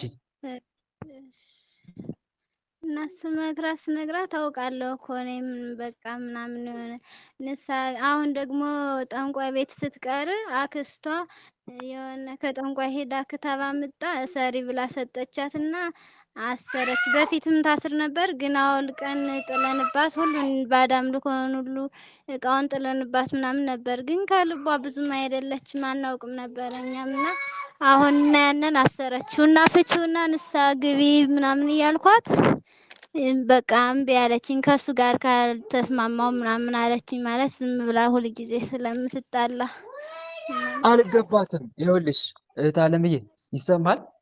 አሁን አንቺ ጋር ነው ትልቁ ስራ የሚጠበቀውን አንቺ ጋር ነው። እንዴት ከተባለ እናትሽ እኔ አልፈርድባትም፣ ምክንያቱም አልገባትማ፣ አልተማረችም። ክታቡ ምን አይነት መዘዝ እንደሚያመጣ መጀመሪያ መናገር አለብሽ፣ ክታቡን ፍቺ ከማለት በፊት። ክታቡን ተከትለው አጋንንት እንደሚገቡባት፣ አጋንንት ደግሞ የሆነ ትንሽዬ ችግር አይሰማም እንዴ? ለእሷ ብቻ ነው ለእናንተ? ይሰማል ወንድማችን ይሰማችኋል አይደል? ስለዚህ ወተሽ ግቢ። ለአንቺ ብቻ ማይሰማ ከሆነ መጀመሪያ እህት ወንድሞች ሰዎችን ክታፍቱ እንዲያድርጉ ጠንቋይ ቤት አትሂዱ ከማለት በፊት ጠንቋይ ቤት መሄድ ምን አይነት መዘዝ እንደሚያመጣ ዘርዝራችሁ ንገሯቸው። ዘርዝራችሁ ንገሯቸው ጉዳቱን። መጀመሪያ ጉዳቱን ንገሯቸው። ሕፃን ልጅ እጁን እሳት ውስጥ እንዳይከት ምን እንለዋለን? መጀመሪያ እጅን እሳት ውስጥ ብታስገባ እጅ ምን ይሆናል እንለዋለን? ይቃጠላል። ግን እጁን እሳት ውስጥ ቢያስገባ እጁ እንደሚቃጠል ሳንነግረው እጅን እሳት ውስጥ አታስገባ ብለን ነው። እሱ ማየት ስለሚፈልግ ያስገባዋል። ማየት ይፈልጋል። ስለዚህ እኛም ዝርዝር አድርገን በደንብ መናገር አለብን። ክታቡን እኮ ስታረጊ ክታቡን ተከትሎ የሚገቡ መናፍስት አሉ። እነኚህ መናፍስት ደግሞ ስራቸው ምን እንደሆነ ታውቂያለሽ እማዬ? መናፍስቱ ይገቡና ጊዜያዊ ችግርሽን ለጊዜ ያስተካከሉ ይመስሉና ግን ዘላለማዊ ሕይወትሽን ያጠፋሉ። ከእግዚአብሔር አንድነት ይለዩሻል። ነፍስሽ ከስጋ ስትወጣ ገሃነም ይዘውሽ ይወርዳሉ። የሆነ ነገር ከአንቺ ሲፈልጉ የሆነ ችግር ይፈጥሩብሽና አንቺ ያን ነገር ስታደርጊላቸው መልሰው ይሰፍሩብሻል። አንቺ አታያቸውም እንጂ ይከመሩብሻል። በሽታ የሚያመጡት እኮ እነኚህ ናቸው። መጽሐፍ የእግዚአብሔር ቃል እኮ ሁሉም በሽታ ከአጋንንት ነው የሚለው። ስለዚህ ጌታ ምን አለ? እናንተ ደካሞች ሸክማችሁ የከበደ ወደ እኔ ኑ ይላል። ከአጋንንት ስራት ፈታችኋለሁ ይላል እግዚአብሔር አምላክ። ስለዚህ ምንም አይነት ነገር ደግሞም የሚፈውሰውም የሚያድነውም እግዚአብሔር አምላክ ነው። እኔ አምላክ ነኝ፣ እኔ ገድላለሁ፣ አድነማለሁ፣ እኔ እፈውሳለሁ፣ እኔ እመታለሁ፣ ከእጄ የሚያመልጥ የለም ይላል እግዚአብሔር። ከኔ ሌላ መድኃኒት የለም፣ ከኔ ሌላ ቀንበራችሁን ከእናንተ ላይ የሚያነሳ ማንም የለም ይላል እግዚአብሔር። ስለዚህ መድኃኒትሽ እግዚአብሔር ነው በሉ። አቤት አቤት! ለዚህ እኮ መናፍቃን እንዴት አድርገው የሰው ልብ ውስጥ እንደሚገቡ ይገርመኛል። እኛ የሆነ በቃ ልስስ ነው የምንለው። ጠንከር አድርገን አንሰብክም፣ ሰውን አንመክርም። በቃ የሆነ በቃ ቅልስልስ እያለን እንዲህ አድርጊውማ እንዲህ አድርጋ በቃ ከዚህ ውጪ ጠንከር አንልም። እናት ወንድሞች ጠንከር በሉና ምከሩ። ግልጽ ነው አይደል? የመጽሐፍ ቅዱስን ቃል እያመጣችሁ ንገሯቸው። የወላጆቻችሁ ልብ አበርቱ እንጂ። እኔ በጣም አዘንኩኝ በእውነት። ባለፈው የሆነ ሰሞኑ ቲክቶክ ላይ አልሰማችሁም? አማራ ክልል ጎንደር ላይ ምንድን ነው የተፈጠረው? ንገሩኝ እስቲ። ምንድን ነው የተፈጠረው? ሰምታችኋል አይደል? አረ ንገሩኝ። ምንም የሰማችሁት ነገር የለም? መናፍቆች ገብተው ለመቆጣጠር ኦርቶዶክስን ለማጥፋት እኮ ምን አይነት ስራ እየሰሩ አስቡት። እኛ እያንቀላፋን ነው፣ ጠላት ግን ስራውን እየሰራ ነው። እኛ ተኝተናል። ነገ ደግሞ ወላጅሽን ይኸውልሽ አንድ መናፍቅ ይመጣና ድንገት ኢየሱስን ተቀበላታል፣ በቃ መጥቶ ያስጨፍራታል ማለት ነው። አንቺ እዚህ ስትተኝ ጠንቋይ ቤት የምትሄድ እናትሽ ከጊዜ በኋላ ኢየሱስ ልትል ትችላለች። ተመለሽ ብትያት ከዛ በኋላ ለአንቺ ከባድ ይሆናል ማለት ነው። ተው፣ አትተኙ እንዴ! ሰው ለማዳን ትጉ እንጂ። እንዴት ሰው የራሱን ወላጅ ለማዳን ይሰንፋል? እንዴት ሰው የራሱን ወንድም ለማዳን እንዴት ይተኛል፣ ይሰንፋል? እንዴት የራሱን እህት ለማዳን? አረ ትጉ እህት ወንድሞች፣ በእውነት ሰው ለማዳን አይደለም መጽሐፍ ቅዱስ ማንበብ ሌላ ነገርም እኮ ይሰራል። እና ተዘጋጅታችሁ ምከሩ። በመልካም ምክር ሰልፍ አድርግ ይላል እኮ መጽሐፍ ቅዱስ። በመልካም ምክር ሰልፍ አድርግ፣ ብርቱ ሁን ማለት እኮ ነው። ብርቱ ሁን።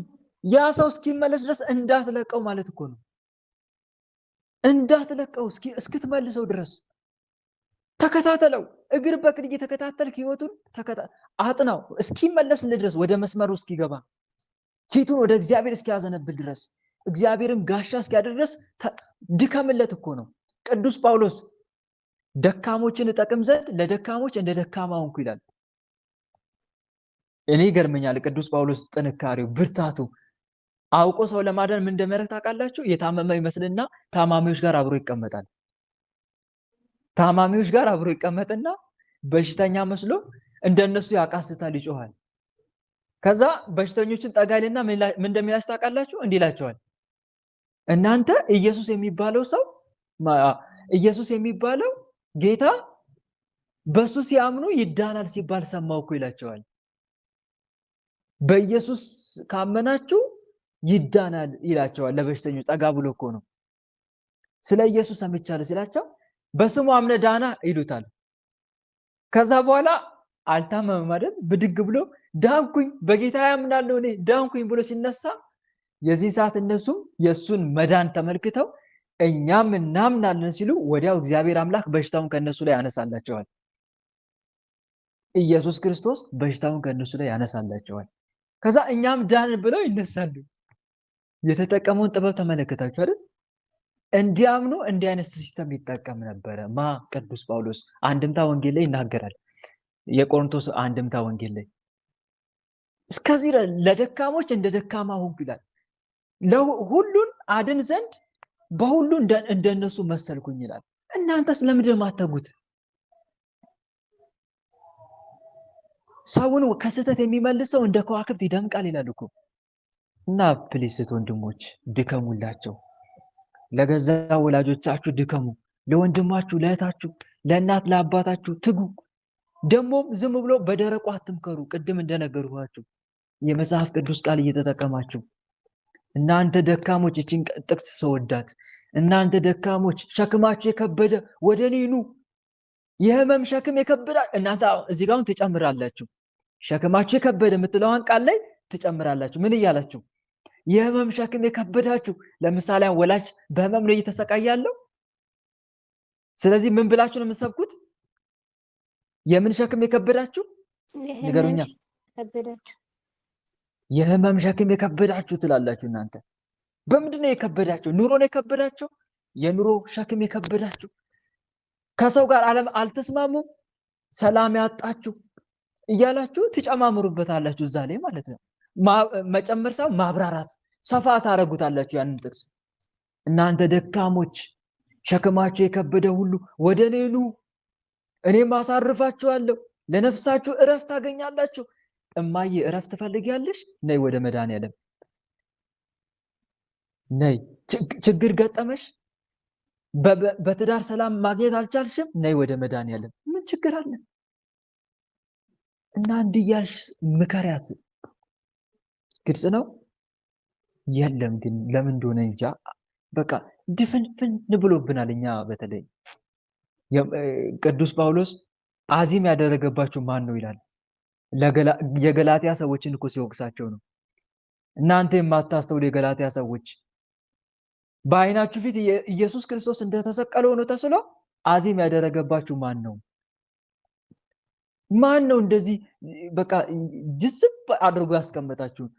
አሁን ይሄ ቃል ለኛ አይገባም? እህት ወንድሞች ንገሩኝ እስቲ፣ ራሳችሁ ፍረዱ። አይገባም ለኛ? በእውነት ማን ነው ያፈዘዘን? በቃ ፍዝዝ ብለናል እኮ ደንዝዘናል። ለራሳችንም ማንሆን ለቤተሰብም ሳንሆን እንዲሁ ጊዜያችን እየጨረስን ነው። እና ኃያላን ሁኑ በምክር፣ ሰውን በመምከር በመልካም ምክር ብርቱ ሰልፍ አድርጉ። ራሳችሁንም ለመለወጥ ቆራጥ ሁኑ፣ ሌላውንም ለመለወጥ ለመምከር አጀግኑ ራሳችሁን ለማለት ያክል ነው። ይበቃኛል። እዚህ ጋር ብዙ ተናገርኩ።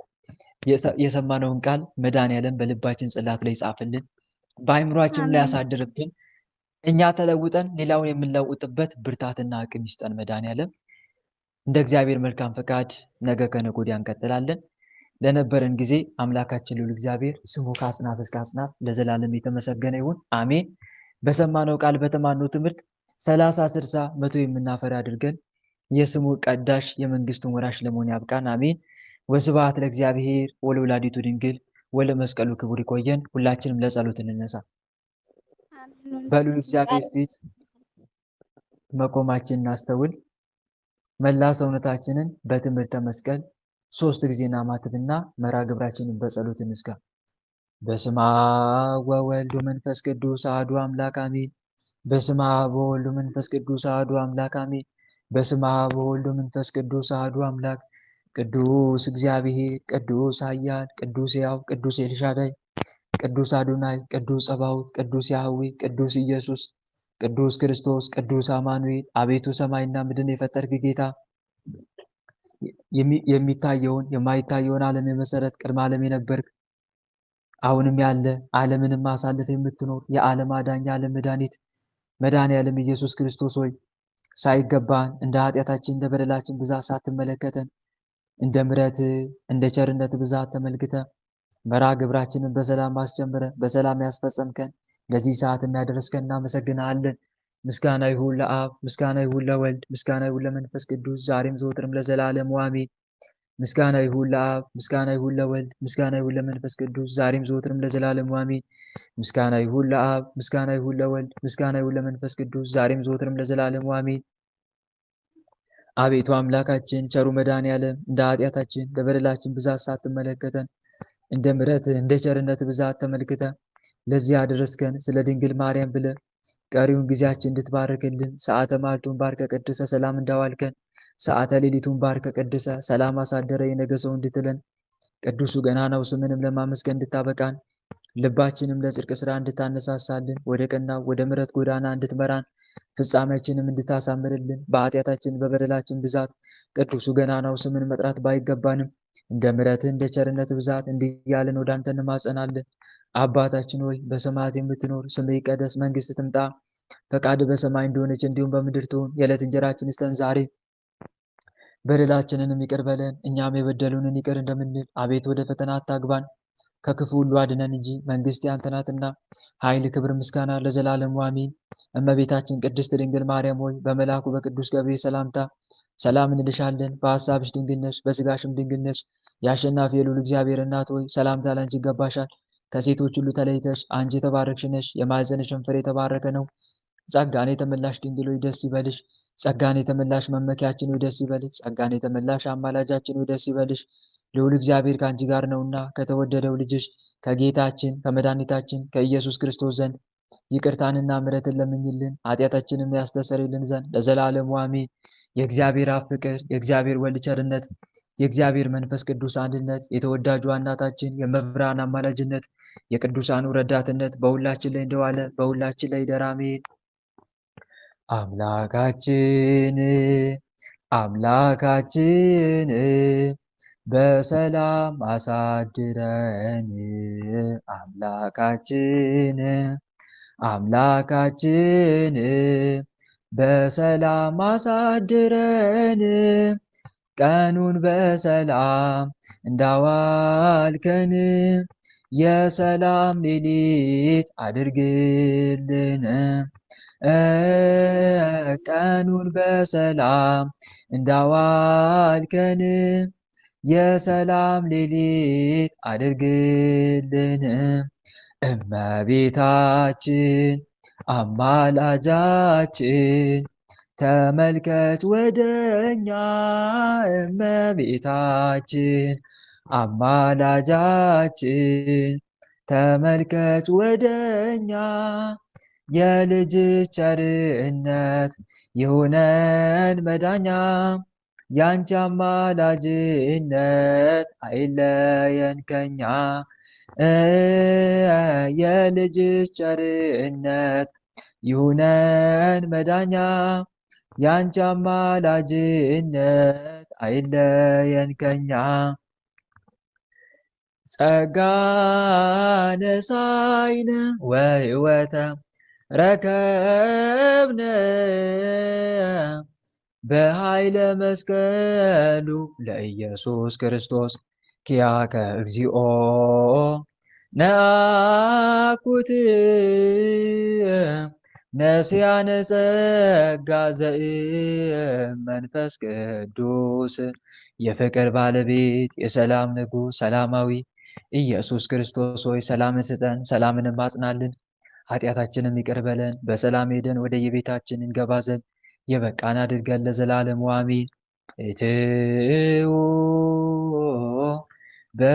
በሰላም እሾህ ሳይወጋችሁ እንቅፋት ሳይመታችሁ በሰላም ወደ የቤታችሁ ያግባችሁ። አሜን አሜን አሜን አሜን። እህት ወንድሞች፣ የዛሬው የዕለተ ረቡዕ መርሐ ግብር በዚሁ ተጠናቋል። እንደ እግዚአብሔር መልካም ፈቃድ ነገ እንቀጥላለን። እግዚአብሔር አምላክ የነገ ሰው ይበለን።